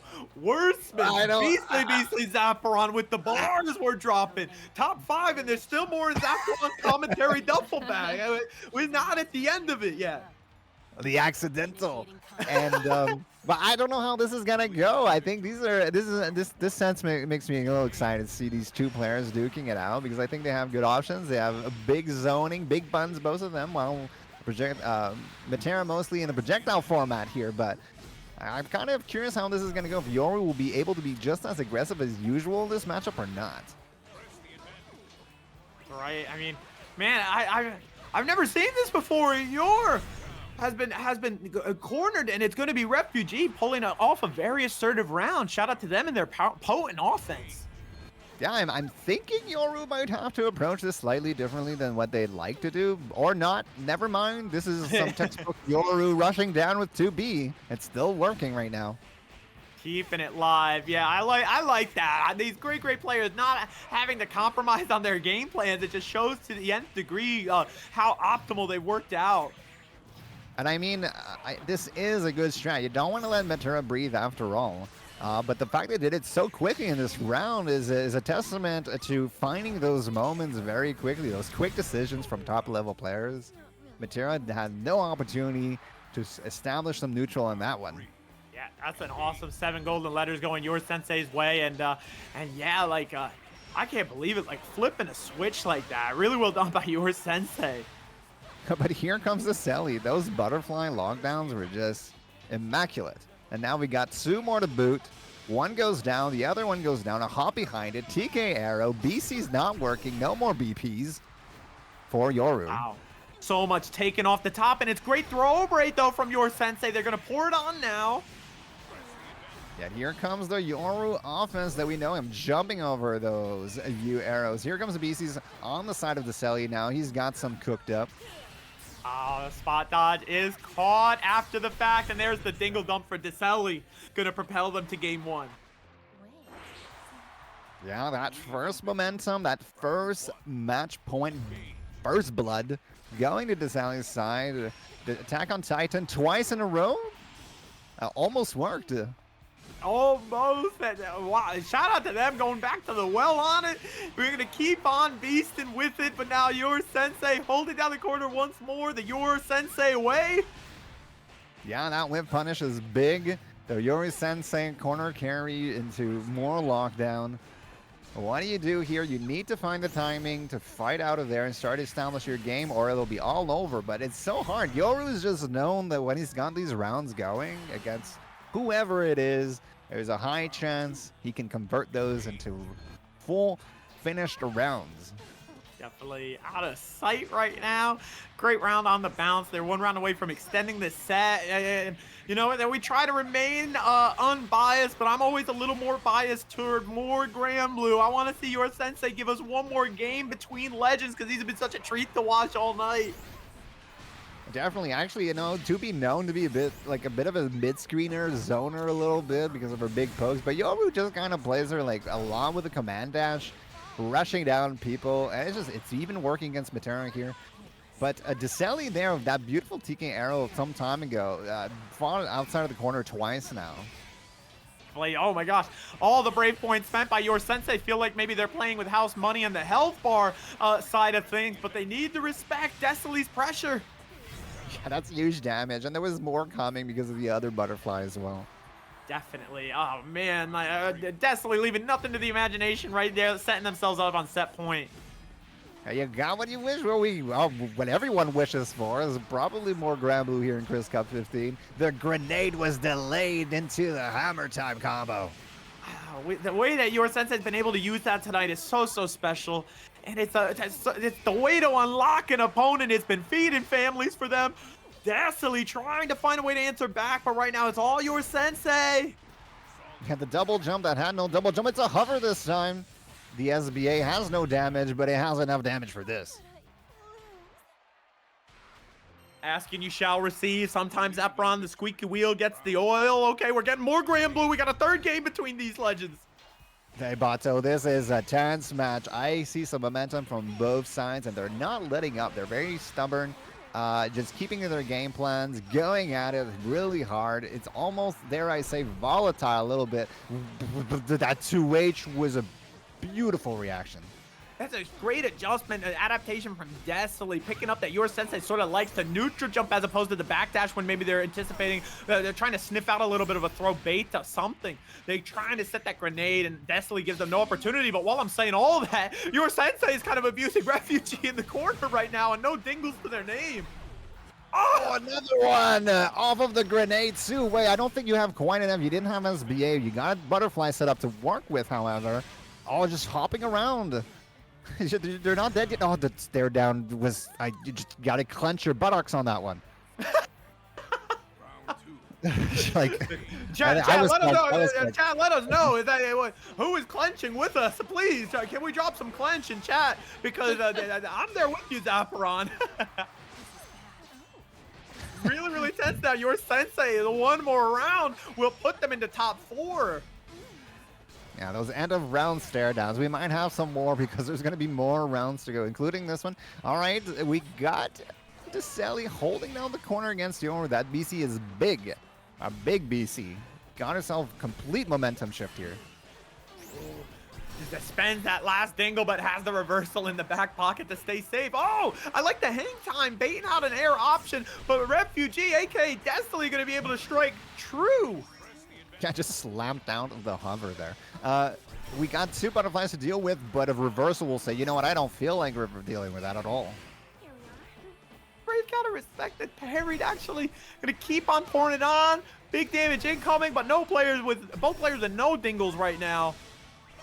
Yeah, and how do you live in a chip situation? Spawn dodge number 1, spawn dodge number 2. Oh, can he do it? That's a throw. God. One more situation here. Okay, this is it. He does it.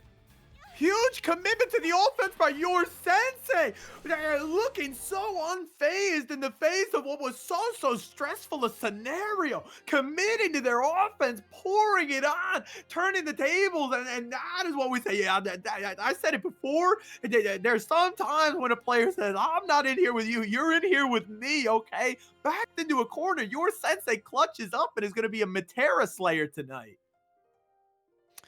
That was a clippable. I mean, they both played really well, but usually in those situations, you gotta give it to the zoner for being having quite a lot of options to chip out. But at the same time, they can be nervous as well. They know if they make a few mistakes, it can all be over, and you'll replay that. The spawn dodges were clean, so yep. I mean, I'm just digesting it. I'm just digesting it at this point. Definitely. A big shout out to Desley again with an awesome winner's run. Got to top 8 through the winner's bracket, never fell. And then it took 2 absolute beasts in Dragalia and your sensei playing out of their gourds to end up taking the overall on that matchup. But shout out to Desley. Congrats on top 5 tonight. GG's super well played. And now we got, speaking of GG's, we got Raz here on the ferry, and they're going to go toe-to-toe. Nothing period once again is showing the Charlotta period because they need the counter pick period when they play against the zoners. All right, we got an early DB to stop the potato pressure into the whip of that Will corner. Wow, that is so good that Ferry has that. Oh, the 5L to boot. Just a little reminder. Hey, a little slap on the butt. Another one. Another slap on the butt.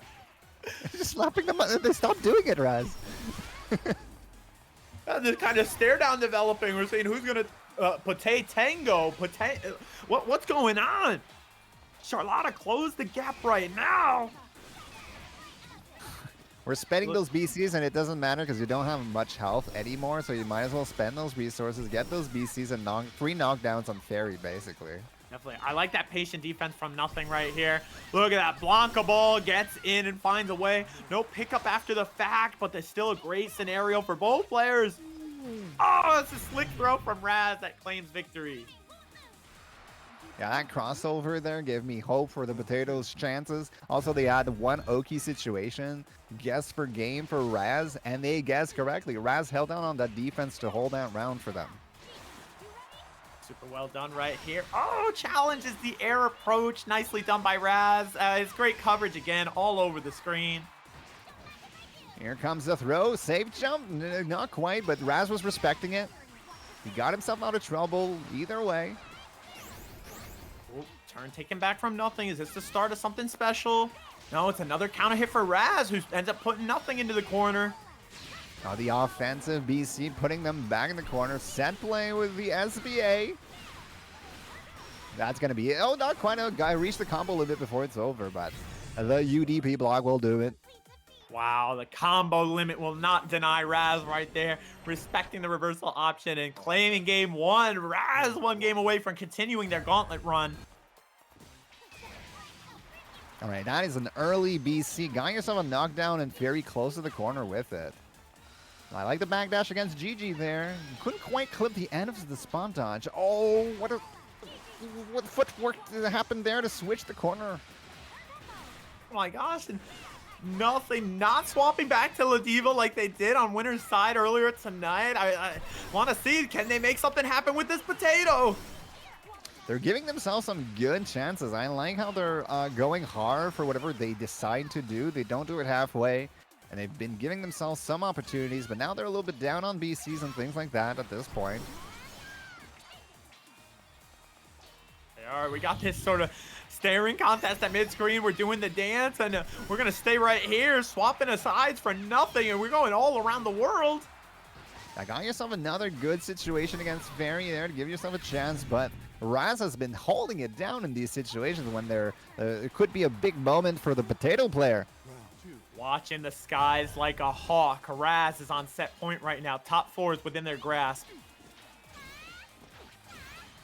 All right. Letting this potato pressure breathe for itself, but got herself a little hit. That will be for pretty good damage here. Oh, was that a frame kill? He also baited the jump, but since it was a back jump, couldn't quite get the punish. Yeah, unfortunately there for nothing. Now they're in the corner once more. Raz gonna just go back to the well on these setups. They're actually gonna go to the ball right now, set it up, and the way that they've been able to pour on the damage with that two different ways tonight. Raz is not through yet.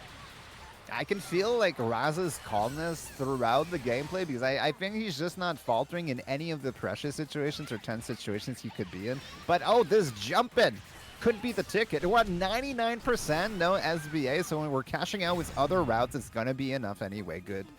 You don't want to like know that you had the kill if you had 100%. So the universe is okay because that was a big convert for nothing there. Definitely, the ball does not lie. Shout out to the Blanca ball in this case. I mean, great stuff for nothing. That was a really, really clutch pickup and good improvisation. Oh, got the frame trap, but also got the jump in after, so you're going to get another chance at converting. Oh, well, I mean, nothing is a lot of a player after all, so perhaps some of these routing mistakes or drops are because he's... you know, that's what happens to me too as well. Not being on my main character, sometimes that muscle memory can betray you just a little bit. Really, definitely. Oh my goodness, everything going on right now. Raz one more time is on set point. Nothing could extend this set with a W. And nothing has this Charlotta counter pick that's been sort of feasting, paving the way to victory right now. Yeah, nobody pees on Raz. It's going to be a test for his patience and calmness as he can like survive the storm of pressure here. He goes for the SBA during some of these staggers that nothing was representing. Oh, the crossover doesn't work. He gets clipped. What? Where does nothing took that SBA right on the chin and just caught Raz on the other side. It's 1-1, folks. All right, empty jump gets answered by straight raw throw. The overhead doesn't land their mark. Oh, 5M, that's a new buff. We're converting with some BPs. Oh, I don't think that's what they wanted, but this is going to be something they want. Absolutely, Raz hardcore feeling themselves after this. They can put GG down and strike low to make sure it's an in-tandem attack that puts Raz back on set point, right where they belong. Let's see, can nothing answer back again. Definitely can do it because he's taken a whole match for himself and some other rounds to boot. But Raz has been reading him for the last few, like 30, 40 seconds or so with those DP baits and things like that. We're going to see how this round goes. We've got BCs on both sides. There we go, a nice just block right there from Raz, covering every option really, really well. But let's see, nothing sticking and committing to their offense of their own. I think they could have converted that into more, but we got some pressure instead. The 5M comes through after that jump attempt. And this combo's nowhere close to over, Zap. I can't believe it. Nothing. Still with a little bit left in the tank. Yeah, we got those Wonga balls, a bit of safe desperation, so I couldn't call it quite desperation, but he's trying to make his plays, trying to use his meter before he dies. I respect it, but GG will stop you. Raz. Definitely. Oh man, good stuff right there by Raz. Just it's great counterplay that covered a wide variety of options, able to take that game and cement themselves for a spot in top 4 tonight in Krisalys Cup. He survived a lot of tense Indeed. situations, for sure. Mm-hmm. I'll let you Hey, take it over for that also, raid, thank you Chris. so much for the raid. How did your stream go, or what were you up to, Ilso? And you're just in time. We are kind of getting towards the end of our bracket here. We're in top 8. I think we're actually gonna move up to the winner's side. So we're gonna do our first to 3 match for the night with Harple versus Dragalia. Dragalia, they've been waiting all night for this. Another Matera. They want to see another Matera. So let's see it. Shout out to all the legends. One more time, big congratulations to everybody still in the bracket and everyone who just came and showed up to play tonight. I mean, shout out to Destiny, shout out to Nothing, shout out to Grisk, shout out to Hyukime, shout out to everybody left in the bracket tonight as well. It's been a feast. Indeed, yes. We are feasting well, and here we go, our first to 3 match.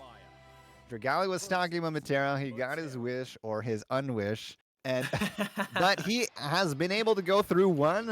But every Matera can be slightly different with their timings.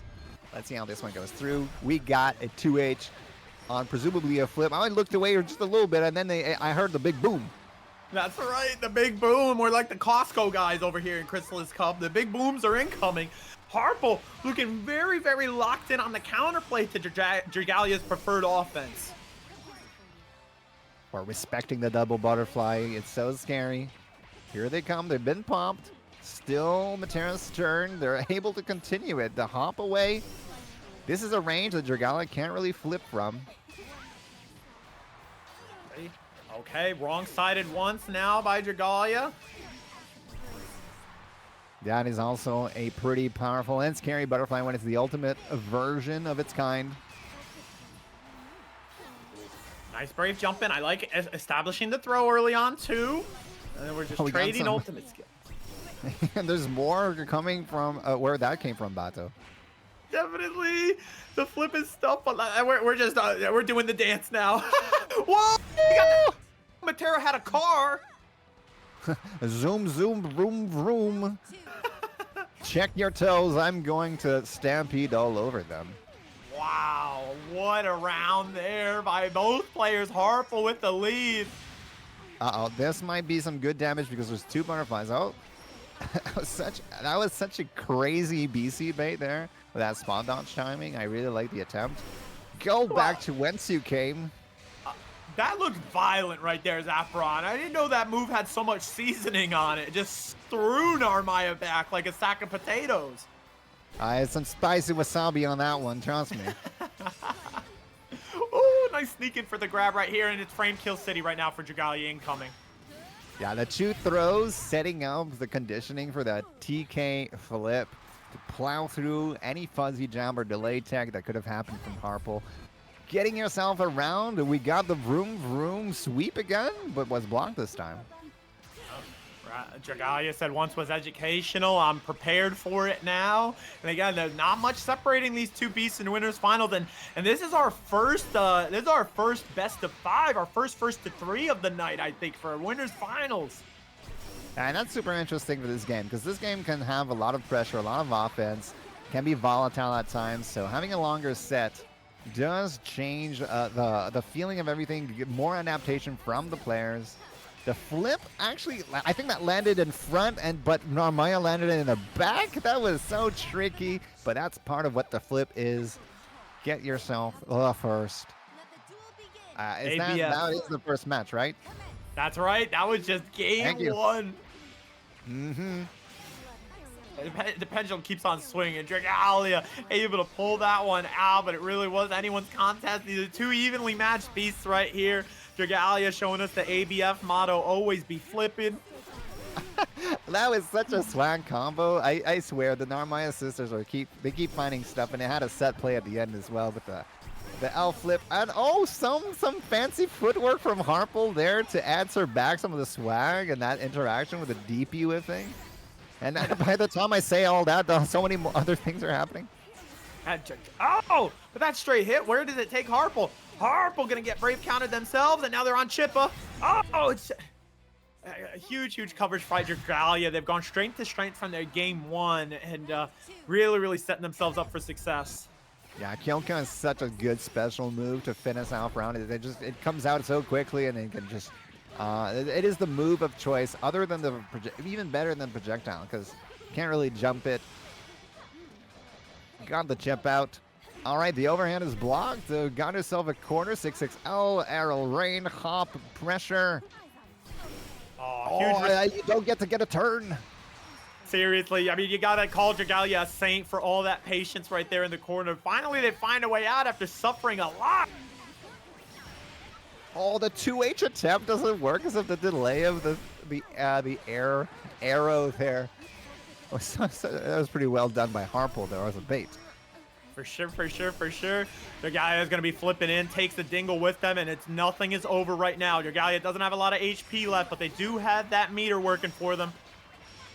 Yeah, they're trying it down. Their flip is on cooldown, so they're kind of taking it easy. They're waiting for the cooldowns to come down. This is a crescent flip that will do it. This is traditional. This is textbook. This is the original Narmaya neutral skip, and sometimes the basics are good enough.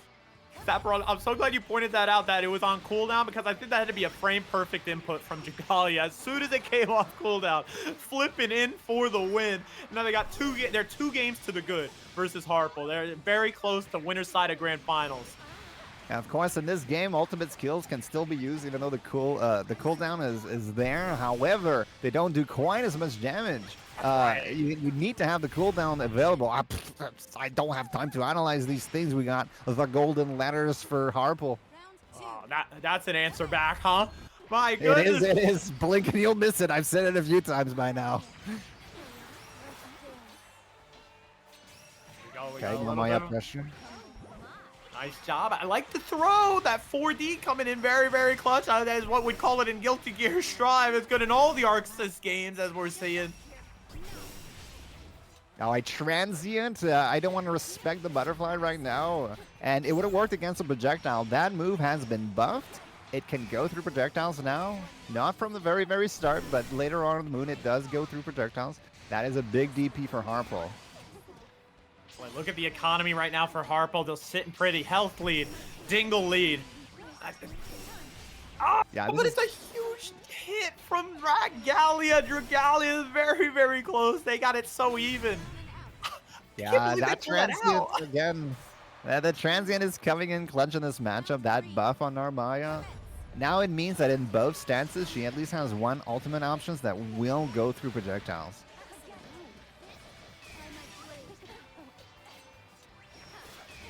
Big action incoming. I like the side swap. This is great position now for Dragalia, respecting all the get out options, but Harple finds a way. These Dragalia flips are so well spaced that they actually bait out BCs, and it ends up that Narmaya's on the other side, even though I think they hit front. God knows which side they hit some of those flips. Oh, the counter hit. Make no mistake, as soon as everybody saw that flash, we knew that this was time for Harple to rise up. That's a game on the bounce for Harple, and now it's getting interesting here, folks. Certainly is. I mean, it's not even just the character matchup. I can tell both these players are playing at such a high level, and also the speed at which decisions are being made for all and every interaction. Let me tell you, it's at a pretty high rate. I would definitely be caught ball watching myself. I mean, do I pass or do I shoot? What would happen to me? I'd be getting just blown up by Matera or Narmaya. Great stuff from both of these players thus far. It's Harple forcing the BC for Dragalia. Dragalia gonna not be deterred by the ultimate butterfly, but it cost them. Harple is running with this momentum. Now they look like locomotion. In these situations, it seems like Dragalia wants to go for that new ultimate transient to go through things. But I think that Harple knew that because he's been representing that. That hop actually made the ultimate transient completely whiff. Oh, he didn't get what he wanted there because of the crossover from Matera. It's probably screwed up the inputs. I think he wanted DP. I think this is a...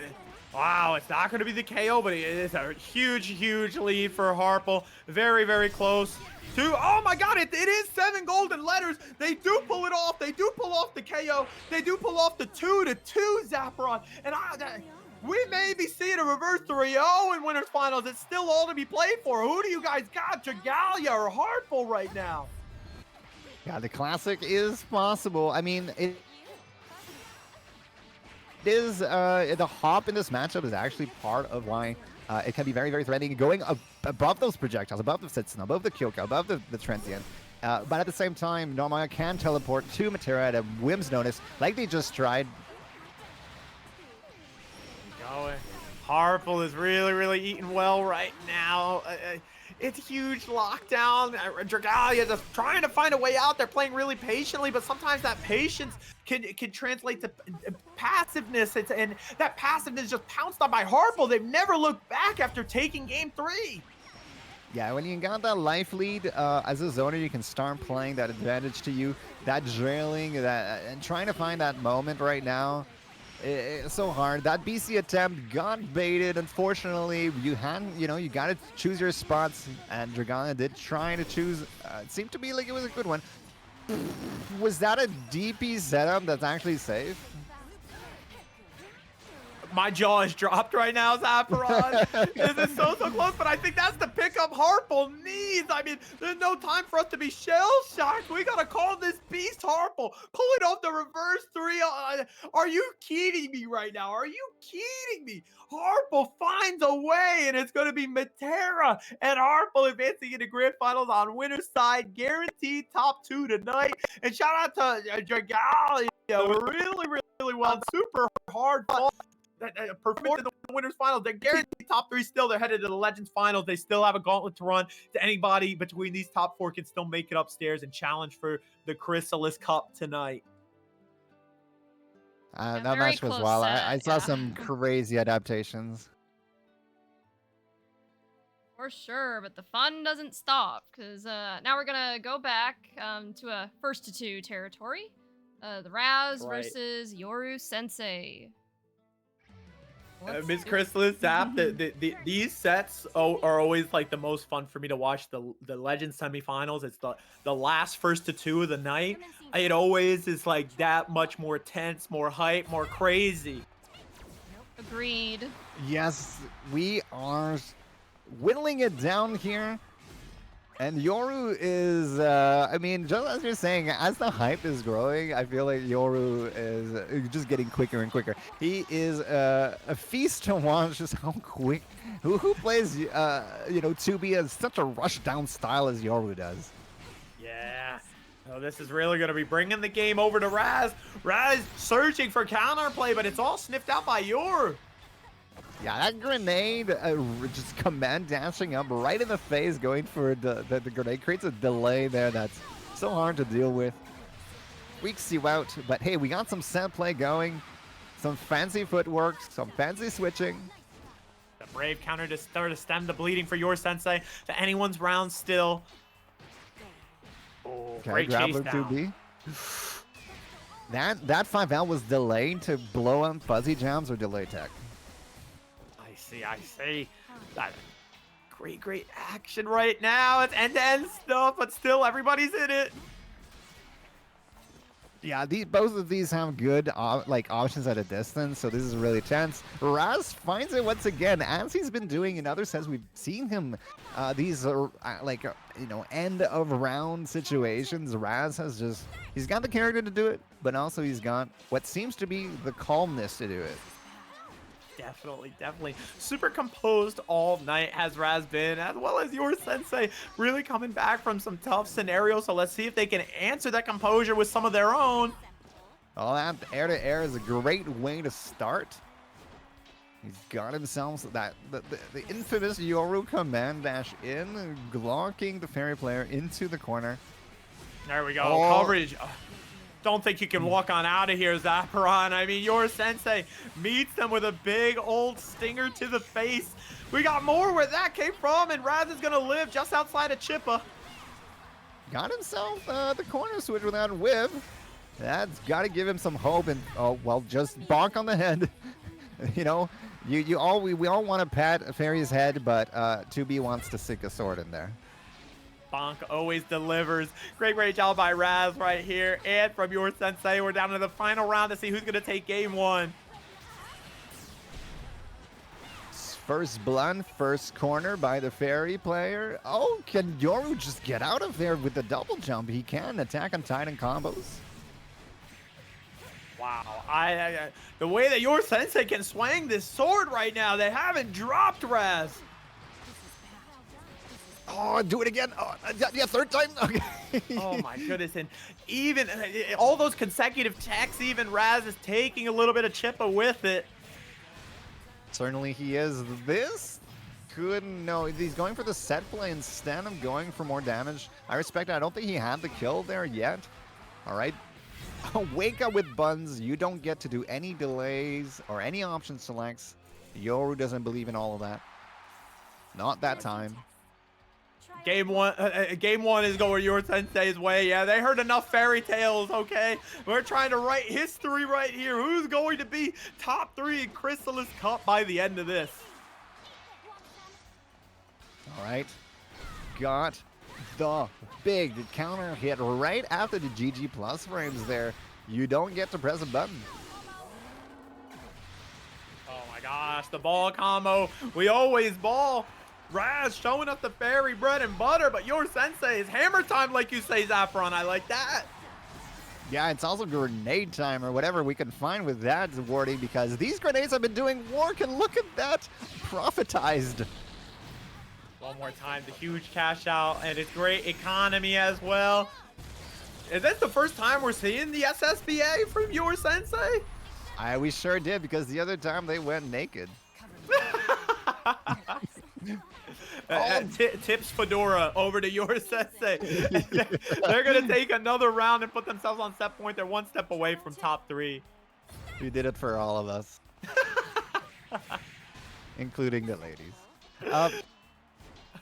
All right.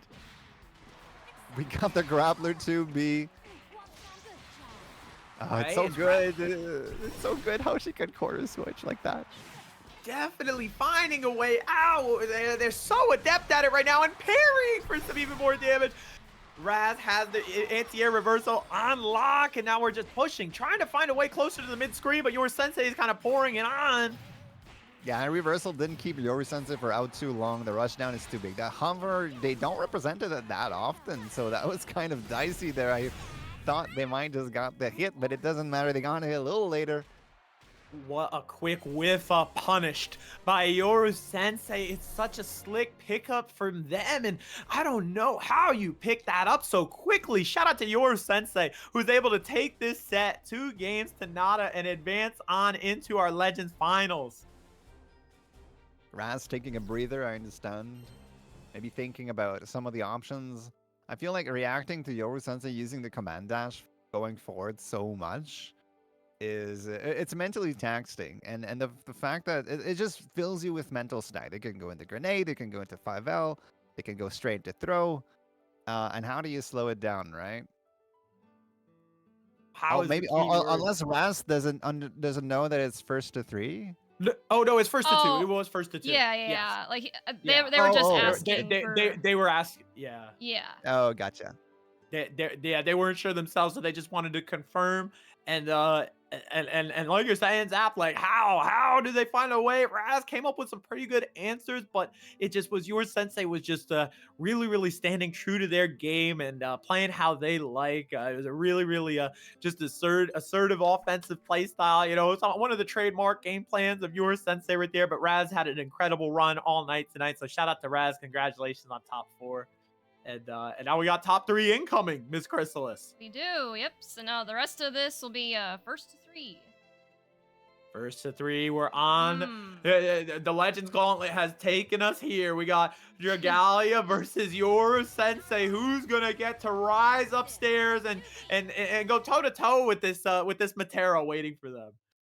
I'm just trying to go. I don't have time. We have to commentate this beautiful match. I wanted to see if this is the run back. Who sent Yoru Sensei to loser? Do you remember, Bato? I don't know myself. Let me take a gander. Let's see. This was. Let's see. I'm gonna try and pull it up for us. So as we see the 2 beasts assembling on up, your sensei not compromising anything right now. Bringing the game over to Dragalia. Says, no time to flip. Okay, it's my turn. Yeah, regardless if this is the run back between these 2 players, it doesn't matter. I'm sure these 2 players meet up often deep in tournaments. There is no secrets about each other, so let's see how much they adapt or just go each other for their game plan and go at it. Both of them are very aggressive. First time tonight that the 2 legends have crossed paths, but like you said, they can't be strangers to each other. 2 aggressive play styles, and you can see it's like even at high level, this game can turn into a slugfest because the clash of these 2 styles will induce such a thing, I believe. But it's going to be very dynamic for us. Look at that DP. Oh, that was the furthest side swap that you'd see all night. Look at what it means for Dragalia. I mean, so much. When health bars that big turn more red than green, I'm like, all right, what are these guys doing that I'm not? This is nutso. Yeah, that corner play from Narmaya. She's got all the routes she wants. But that corner is what? That was at the very end of Transient. Stomped by a projectile and have the presence of mind to convert that counter hit. Got the corner. This is exactly what Yori wants. How many times does he get this corner in like 6 or 7 seconds and start a round? That's right. It's like you look at the timer and you're like, wow, we've really spent... we've gone there that quickly and we've spent this much time here. It's like it's another one where maybe the heat map from the soccer match is not all over the field, but where we are is super red hot for your sensei. Definitely, and Dragalia with his style can do the same thing. Like either player are probably going to end up in the corner very early on in these corners, but right now we are seeing some spacing out, some slower mid-screen play. The double jump felt so dangerous. Definitely. Wow, with the grab with the Brave penalty is going to be enough to KO, and that gives your sensei game 1. They're riding their momentum. Yeah, that BP penalty makes throws so vicious. It's crazy to see the amount of damage they can do. All right, the flip comes through. Dragalia's signature move. That was a close M into close M frame trap, which is not kind of fake, but weird enough that a top player might get hit. Oh my gosh, great DP coming out from Dragalia, who they have a slick pickup, and it's a dingle dump, just one necessary to pick up the K versus your sensei. Can we see an answer back immediately from Dragalia, even up this scorecard? Well, just getting a round like that boosts up the confidence for sure. Now, again, that early corner in the round for Yori Sensei that Dragalia finds himself sometimes in. And then Chupi is just so good at the corner jiggle. What a transient. Come on, let's go, says Dragalia. That's what I was looking for. That is that is legendary right there. The legends become immortals right here. I mean, look at this though. Your sensei unfazed by it. They're gonna leave that one in the rear view while they pour it on to KO. And just like that, the round count is even Steven. I liked what Dragalia was going there for options, for sure. Got himself some opportunities, but it's like Yoru doesn't let up. Even if you get even when you reversal Yoru, even if you do the right thing, they just keep coming at you as if nothing happened, and you just gotta keep going. Yeah, these They are are- insane pickups right now. The parry comes out. Look at that. So nice. We'll show it twice. Your Sensei has these on lock, and it's like Brave counter comes out. Dragalia right now. No dingles to their name. They got the full stick of butter for maybe a little refund. Those flips giving in so much value now. The Dingles have been they're square even. That could have worked actually. Look at this extension with the dingle of their own. Your Sensei, can they find it? Huge damage and Ooh. combo. What a route right there. Zapron, this is such a tough match to call because we're in one breath, we're praising one player and then we have to praise the other for how back and forth it is. Yeah, like I say, these two are like they're known for their aggressive kind of flashy playstyles where they're just letting it rip a little bit, either with a command dash over on Yoru's side and the grenades, and the flips all on the Dragalia side. So it's just momentum shifts back and forth. It's a hard time to call it, but that routing choice at the end of Yoru Sensei, I didn't think they had the damage there. I actually never saw that conversion or that routing choice. And whoa. Wow, am I seeing what I'm seeing? We're seeing Ratgalia for real? Ready? The Are you Rat- kidding me? I mean, the name prophetized. They It brought was- up the demon. Yoru brought out. They summoned with the blood of Normaya in a pentagram shape. Out came Vikala, the demon of us all. Oh my god, your Sensei, the one who drew this out. Let's see what Dragalia got. Can they make Vikala flip? I want to I know. mean, she making the rats flip. You know, she throws out the rats and they're flipping. It's going to be 7 golden letters for your Sensei. Wow. All right. So the We counter want pick to see being the read really Regalias, well. though. We want to see some momentum. Oh, air to air doesn't go in favor of Mrs. Vikala. I'll tell you, it's your Sensei with all the momentum right now. They've run a Legends bracket gauntlet like such a pro. They went down before our top 8 to the Legends bracket, and they've rode it all the way here. Stomached more games than anyone left in the bracket tonight. Yeah, to take my dentures and take my stars, and Kirby is here and rockets up the butt. I mean, It's nuts coverage coming out by Dragalia right now. Oh, wait, well, we got some establishment happening here. This has been slowing down the pace of the match in general. The spiky ball is such a threat. But Oh, what a pickup.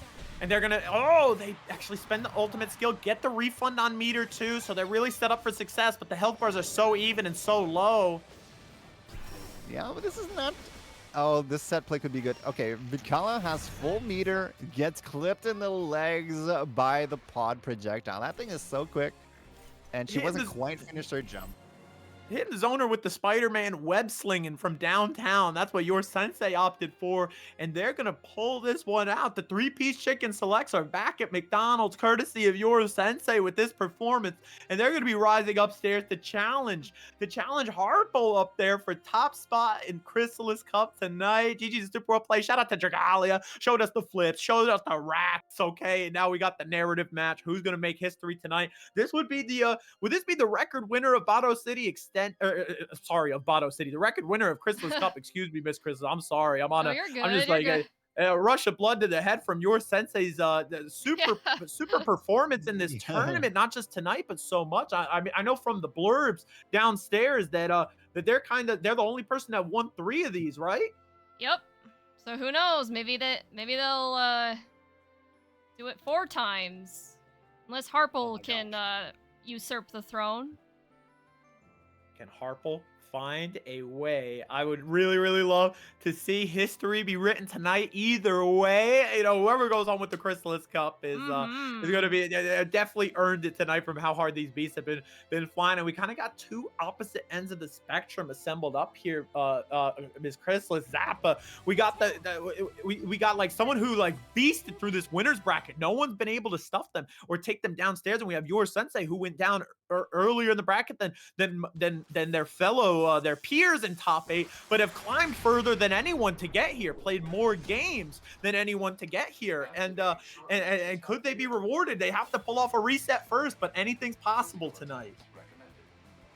Anything's possible. The story, a usurper or a 4th-time champion. Here it is, Miss Krisalys Cup, number 15, Grand Finals. Grim, Alright, let's can get we it. get some? We need to get the Pogs in chat. We need to get some luck. Can we get the Dexter emotes in chat, please? I gotta drop some Dexter in chat. Funny that you mentioned that 'cause he's like sleeping right next to my desk. Oh my gosh. Dexter. How could you sleep through this? This is incredible. Right? Grand Blue Dexter. All I right, guess Yoru is he got so hunting. overstimulated by all the awesomeness that he just got worn out, you know. I totally feel Dexter. That's what the VOD is for, right? Yep. I mean, Dexter's getting the sensory overload right now in real time that he can always go and revisit this later. True. All right, now This we is, got. Go ahead, my friend. Oh, I was just it's great lockdown from Harple just starting us off, and they get that round that they deserve. Definitely, I saw Yoru's blood in his eyes. He was trying to chase down, hunt down the Materan player. And here he gets first blood, hunting down the corner. It's only been 5 seconds when he got there. Okay, he's Huge, looking huge for that berry. 4th title. That's right. Yeah, this is all that. Who's going to be writing history tonight? Again, your sense is going to go back to the well on this throw mix, but doesn't respect the reversal for a moment. And that's when Harple decides to strike. Be seeing in between the 2 legs. Wait, that sounds wrong, but between the humps, it does hit twice, but it was Definitely. unintended. Here we go, and a big action, the lingering play right there in the beta. It's just gonna be your sensei able to cross up from the skies, and who's gonna take the lead right now? Yeah, going twice for the jump in is it's something you see more in Street Fighter than you do in Grand Blue, but I like that Yoru's still creating, still showing some variety in his offense.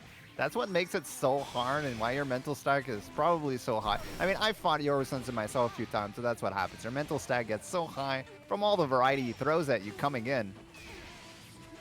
Definitely. I've been on that end myself, and your sensei, I never had time to think myself. It's just so awesome how adept they are. But Harple's showing that they got the stuff too. They belong here on winner's side, and the SSBA is coming out. It's gonna catch.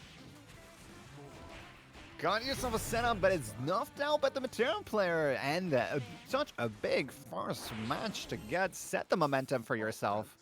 Such a big catch there, because if you let your sensei run you down with no challenges, he will mental stack you, as I was saying, way too much. Okay, TK Arrow, always cool to see. Definitely, it is. It's super important for Harple to take that game 1, right? Sort of cool the momentum that your sensei has been building on their Legends bracket run, and also just proving that they themselves have not gone cold, waiting for a fresh opponent here.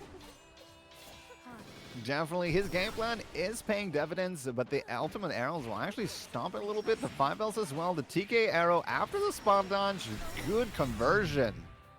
Sorry, good kill. Strength to strength right now is Harple. They're 1 round away from taking a game 1, and their square could be I mean, can a square get any pinker right now next to these Legends names? They both deserve it, but that 2-way share into the humps. Oh, wait, I don't think that's what they quite wanted, but the BC? All right, we're going to have like you said, we'll have a little bit of that in the tournament. The nerves are at play. The grand finals is let's see who can pick it up. Nothing's going to go according to plan, but now Harple is finding a way to rack up more damage and build this. The butterfly just zooms through just a threat and nothing much else. Oh, you're so high up in the air. There's no way you're throwing me over there. That was like off screen. I was like, where do we even go? I didn't Yeah. know the camera would capture both characters in that moment. It's going to be Harple. 2 games to the good now. Your sensei needs a quick 3-piece. 3 games in a row to answer back and pull off this reset. Otherwise, Harple's going to claim the cup. Yeah, this could be it, but I think Yoru is going to keep this game plan. I don't think it's just stubbornness. He knows that he just needs to not be shaken by anything. Keep going in, keep trying to get into Materan's ranges. Oh my gosh, huge jump in for your sensei. They immediately go for the Raging Chain to get more. definitely got a Noki situation here. Goes for the 2L, not scared of a BC, not scared of a reversal. Pressing the advantage into the round. Round 2. Shout out to your sensei right there, staying brave. Okay, no pun intended. Had to keep forcing that offensiveness, that nature on the Oki that they're known for, and then it will feed families for them. Maybe now that that's established, they pull out the respect. Yoru's double jumps have been working some pretty good value up until they got 2H at the very end there, but again, still jumping 2H. It's going to be corner carry and more set play to double butterfly. You got to survive this. Definitely. Butterfly is resting right now, and your sensei is actually going to snatch it before we even know what happens with that insect. Look at it. Yeah, now we got some even health bars. Ursong, some meter on Mateo. She could reversal. There it is. And now you got to make yourself all the way. No, she's coming at you. She's not trying to zone. She's trying to kill you. That's right. Yeah, taking no prisoners right now is Harple searching for it, but they get parried. Damage is still racking up. Oh, what a new arrow. There it is. The chip damage checkmate coming through from Harple. Great resolve to hold on, and now this is tournament point. Yeah, Harple's still playing super solid there and actually going on the offensive when they could be playing safe and zoning when they have the health lead is actually such a genius choice against Yoru. Taking every opportunity they can to convert it as much as they can. But here comes Yoru Sensei. The game plan, the first corner blood was dealt, and now they need to back off. Oh, what an ultimate butterfly right there, finding its mark. It's going to be the party starter for Harple, and now they have the health lead. Respect the Brave counter and can pour on more. Oh, what a punish. I think this is it. That is it. I wasn't sure what they were looking for. Maybe a crazy hop-in? But Harple, usurping, or deserving rather, up against a 3-time champion. Harple, I don't believe I've seen him play in a previous Krisalys Cup. I could be wrong. I don't But- think I have either. I don't. Wow. I mean, I have a lot Never of dropped. names that come through here, but yeah, I don't remember seeing Harple, so. Well, they certainly earned Congratulations. that. Like, my goodness, if it's their first time, I mean, what they're a certified owner of a perfect record in Krisalys Cup, doing it through the winners bracket as well. And seeing, we were just talking about how your sensei had brought the 3-piece chicken selects back, and Harple put in an order for themselves to punch their ticket to their first Krisalys Cup. So shout out to Harple right here, wreaking havoc with that Matera. Yeah, absolutely. Most definitely. I'm leaving it to you, Chris, if you want. I don't know if you still do the interviews or what you'd like to say about our champion here, and giving you a chance in the spotlight here to talk to your champion. Not so much interviews, but yeah, well, first of all, thank you so much for entering Krisalys Cup. I always like to see both returning and new faces, so as far as I'm aware, I think you're a new face and managed to usurp a 3-time Krisalys Cup champion, which is not easy. I know Yoru's very, very good at this game, so congratulations on emerging victorious. And yeah, no, it was really cool seeing all the action today. It's such a testament to your sensei's reputation and just their prowess. I mean, your sensei, congratulations on runner-up tonight, and it's so wild that like just to show you how awesome your sensei is, and that the narrative right now is that Harple was the usurper when they ran an incredible winners bracket run. I mean, who was going to usurp them? Harple with an incredible beastly performance tonight. Congratulations to them. Who could stop Harple? Yeah, if even the 3-time Krisalys Cup champion couldn't stop Harple, then I don't know who can. So. Oh my goodness. Congratulations to Harple. Congratulations to your sensei. Congratulations to Jagalia, our top 3. Congratulations to everybody who came to play. This was so awesome, Miss Krisalys. It was, yeah. Well, I know, And go ahead, Chris. No, I was just gonna say, I usually like to, I know you guys kind of said some things earlier while we were waiting for the bracket to start, but I always like to give my commentators a chance to talk about anything they want to, any thoughts you have, anything you want to plug, etc. So Bato, since you're new here, or at least this is your first time commentating, I'll let you go first.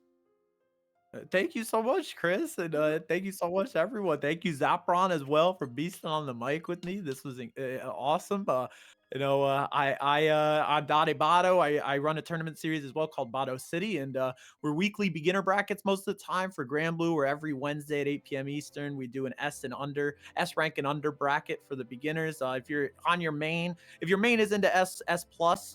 We're usually like, okay, if you're learning in a secondary, feel free to participate as well. But if you're in S plus, like that's okay. That's our cutoff, hard cutoff.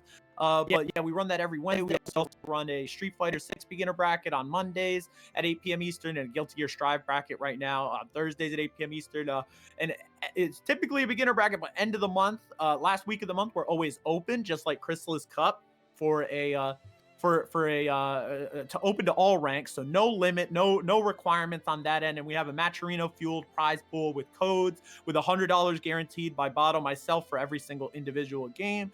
And so that one will be coming up the end of this month, last week of this month. We'll get it on Wednesday, and Miss Krisalys is actually going to be commentating that bracket with me. That one is coming up on let me just get the exact date. It's coming up on April 30th. And next week is actually, coincidentally, we're having a special bracket, Bato City number 69. We're doing a little 2v2 team tournament that's also open to all. So if anybody would like to join us right now, that Bato City page is open right now on StartGG. You can check it out on my Twitch account or anything. And yeah, thank you so much again, Miss Krisalys, for the opportunity to to share this with you guys, and also to just share this experience at Miss Krisalys Cup. I really hope to be back again, and thank you so much, Zapron, as well. This was awesome. We definitely have to link up on commentary again, from URL to IRL as well. Definitely. And if I take my little turn here after, I don't have much to say. I just want to, obviously, sharing the mic with Bato was very special. This is my first time with someone that's so skilled at hype, entertainment, and such a wide vocabulary. I could just feed off your energy, and you just carried me. You're just like, you're like a Genki Dama throwing it in my face, and I'm absorbing it, and then I go Super Saiyan 3 with you. So I don't have a million commentary experiences, but it's been so fun to do with different kinds of people, and definitely you're one of a kind, and that was a great experience for me. And of course, the Krisalys Cup was the first tournament I ever commentated, so I was happy to come back here. I see some follows for Chris. Keep following, because this is a bi-weekly. What I do is, I also stream. If you come by my channel, we were having fun with the King of the Hill open lobby. I like to analyze things, and I also like to work on my YouTube channel nowadays. Hope to bring some content to you guys. That's all I'm gonna say. Bato City number 69. I don't know, but that looks kind of cool, guys. So go check that out, because that's a pretty cool number. And 2v2s is something we don't see often. So if you don't participate, I think if you haven't checked out some Bato content, I think that would be the perfect time to do so. So I'll just leave it like that, drop the mic, and hand it back over to Chris. Awesome. Yeah, well, I can't really think of much else on my end. I mean, like my commentators here have said, this is a bi-weekly tournament. It used to be monthly for a while, but I decided to make it bi-weekly. So the next one will be, let me check the date, April 27th, it looks like. So I'll be getting the StarGG page up for that within the coming days. So, be on the lookout for that. And kind of want to piggyback off of what Bato said a bit ago. Eventually I want to maybe try doing a 2v2 for Krisalys Cup. There's a lot of different things that I want to do with this tournament series now that I kind of have it in a good spot. Maybe I'll also take Bato's idea of doing like commentator cams, so guys can actually see the commentators, in between matches, doing 2v2s, etc. And eventually I want to also like institute like a Matcherino prize pool, stuff like that. So You know, I'm always learning. I'm gonna keep evolving this series because that's why I started it, right? I did it for the betterment of the Grand Blue community, to give a place for, you know, people to compete and meet up with each other. And so yeah, I never want to lose sight of that vision. So I've got a lot of things in the pipeline that I want to implement to just keep making Krisalys Cup better for you guys. But yeah, thank you all so much for competing and watching, lurking, just continuing to support me. Like, it means the world to me, and I'm just excited to keep doing this some more. Can't think of anything else. I think that's about it. Sounds pretty Mic good drop. to me, Chris. Mic Yeah, the drop. mic drop. Yeah, let's go. Yeah. I guess, So, okay, we got the buff burns clapping away Harpo. yeah. Yeah, shout out. True. Harpo, you gotta feel like $1 million right here. Like, how often you get the buff burns clapping for you? Congrats again, legend. Oh man, thank Yeah. you. 2 million. 2 on this. million. Hell yeah, Harpo. Wow, okay. Must be the real Yeah, deal Harpo. then. Oh man. Oh man. Seriously. Thank you so much, Harpo. And thank you so much, Sapron, Chris. Thank you guys so much Of for the love. Seriously, course, guys. You right yeah. back. Turn your guys' monitor on. Like, it's seriously my honor to be a part of this with two legends like you guys. So thank you so much. You guys are killing it.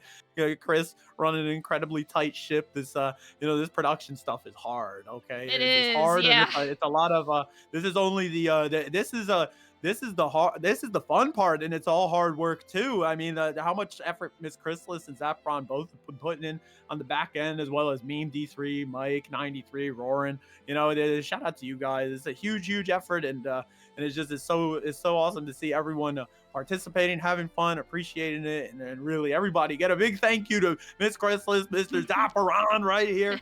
Zapron, thank you so much for the love. You're a beastly commentator. Like I said, Zapron, we're gonna get you in Bado City very soon. Oh, that would be great collaboration. I mean, let's hit it in DMs. Yes, there is demons also in the tournament. Yeah. We're awesome. I'm trying to say both words at the same time. I appreciate the positive feedback, Harpo. I'm gonna leave you, Chris, to the end of your stream cleanup here and your promotions and then your stuff. Shall we? I think we're at this point. Harpo fell down. Too much praise from the above Verns. I understand, Harpo. I understand. With that being said, again, thanks. Of course, Mic yeah. drop. Thank you too, and yeah, I'll go ahead and let you go. But yeah, thank you so much. You guys killed it. I'm excited to have you again on the comm some other time. I'll definitely, this won't be the last time. Depending on your guys' availability, of course. But yeah, I'll Absolutely. yeah. You can count on it, legends. Of All right. Thank you guys course, so much. yeah. I'll All see right, you. have a good see everybody Have a later. good night. Bye. See ya. See ya. All right, y'all. Well, that's a wrap. Another successful Krisalys Cup in the books. We didn't have any weird timer issues this time. Like I said, like I was saying, I'm always learning, always evolving this tournament series. I would just want to keep making it better. Learning from my mistakes, trying something new. So I appreciate y'all always coming through in full force. Like, it's crazy. I actually started this tournament series like about a year ago. Like, I actually started the very first Krisalys Cup in April of 2024, so it's kind of been a year at this point. And it's just gotten way more traction than I would have ever imagined. You guys have helped to make this possible. So I appreciate you all so much, and my commentators. I wish there wasn't cooldowns on shoutouts. Here, I guess I'll just start them now. But yeah, if you guys aren't already, please go follow my commentators that absolutely killed it today. I'll do Batos first. Like he said, he runs beginner and open tournaments for, I think, Grand Blue, Street Fighter 6, Strive. Like, does a lot of great work. Absolutely awesome human being. And then, of course, Zap does, like he said, a lot of really fun, very chill Grand Blue streams, and some variety content here and there. So make sure you go check out Zap as well And then I think they're already gone, and I am actually looking, and it looks like the redemption bracket's still going on. They're kind of getting towards the end, but they're in losers finals, so I'll drop the link for that if you guys want to go check that out. I would have raided them, but they're almost done, so I might try to find someone else to raid.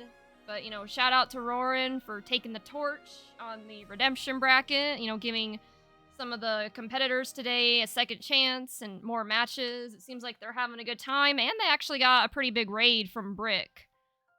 So, you know, that's kind of cool, you know, for the...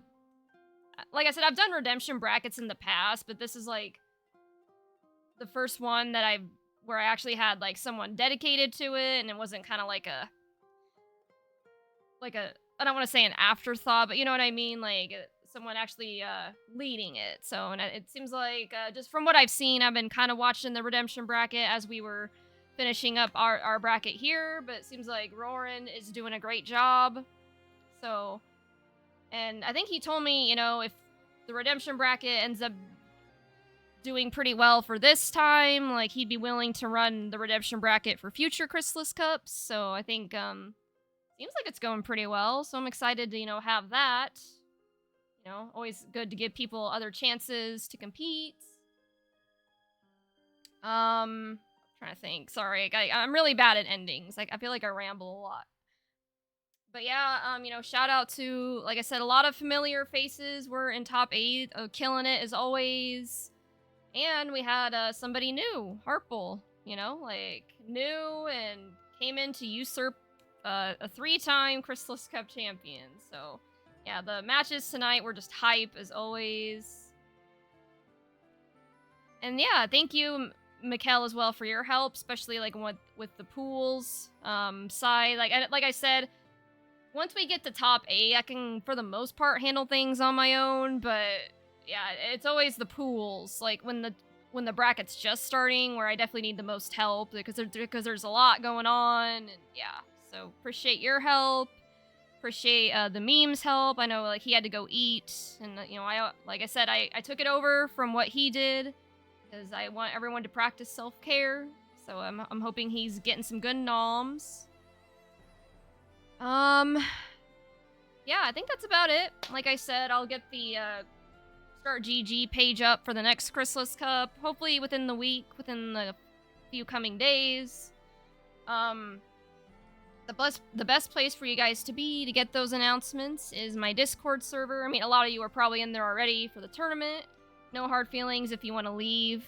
Like, I get it. Like, I'm part of so many Discords. Like, sometimes I end up just leaving it after a tournament, but, so yeah, that's fine. I'm also on social media, which I guess I'll show you guys that when I get to my stream ending screen.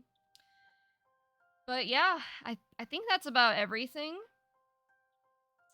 So I'm gonna go ahead and close the room. Sorry, my fellow Buff Verns and Mikkel, but appreciate you guys hanging out with me. It's always a pleasure.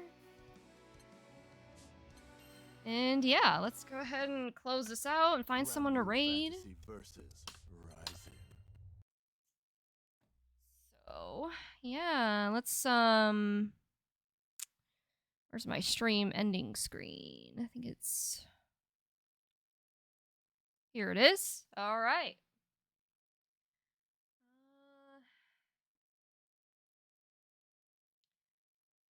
I know I played Matera's song at the beginning of the stream, but I'm gonna go ahead and play it at the end of the stream, too.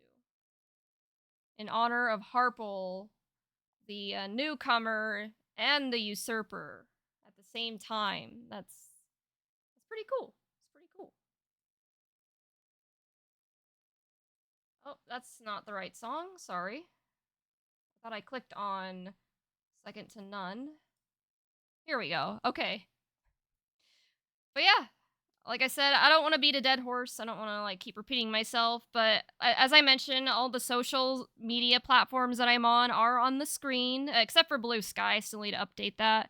But yeah, I'm on, like I said, my Discord server, which you guys should have the link to that with the command I did.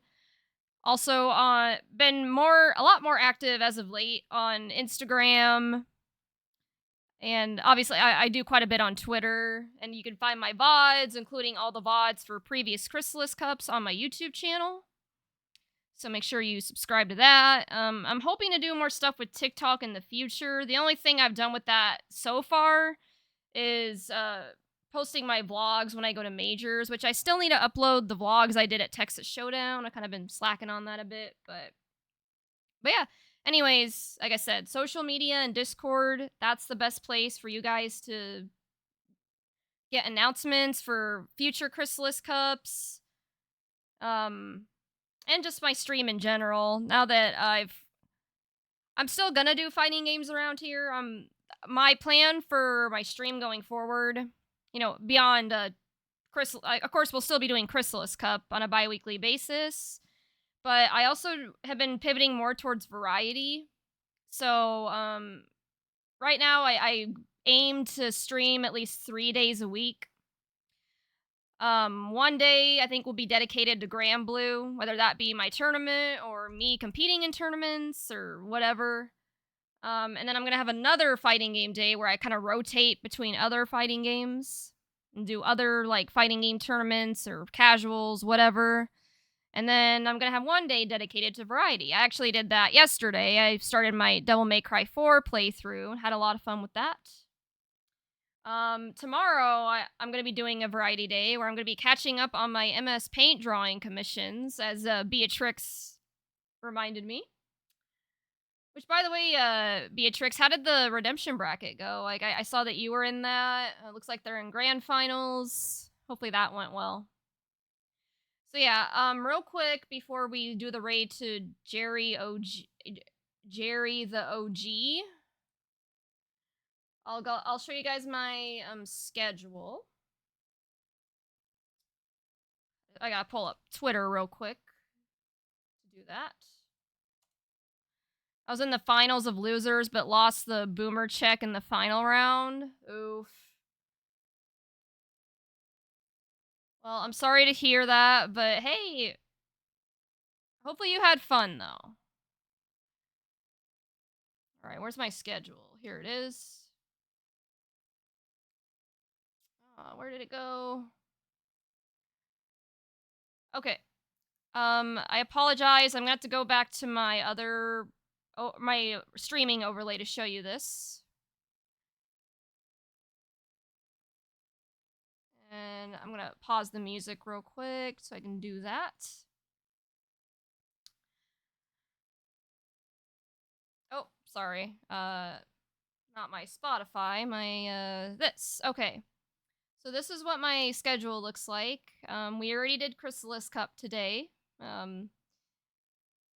Tomorrow I'll be working on my MS Paint drawing commissions. I have 3 that I have to do. I've been putting them off for a while, so I figured I'd just do a dedicated stream to that. We'll throw up some music. I'll have song requests for that. My MS Paint drawings definitely aren't the best, but they're at least entertaining. So, that'll be tomorrow. I'll probably go live around 6 p.m. Central. And then on Thursday, I'm planning on doing some Strive, competing in the OEG Fight Sticks and Flash Kicks tournament, and probably doing some casuals. And then the rest of the time I'll be off. I might do an impromptu stream if I feel up to it or have time, but most likely not. Like I said, I'm trying to stick to 3 days a week for now, just because of all the stuff I got going on. And eventually I'd like to get back to 4 days a week, but just trying to take things slow for now. So yeah, okay, I've yapped like way too long. My apologies. Like I said, I'm terrible at endings. So yeah, that's it. Thanks again, everyone, for hanging out. I'm looking forward to the next Krisalys Cup.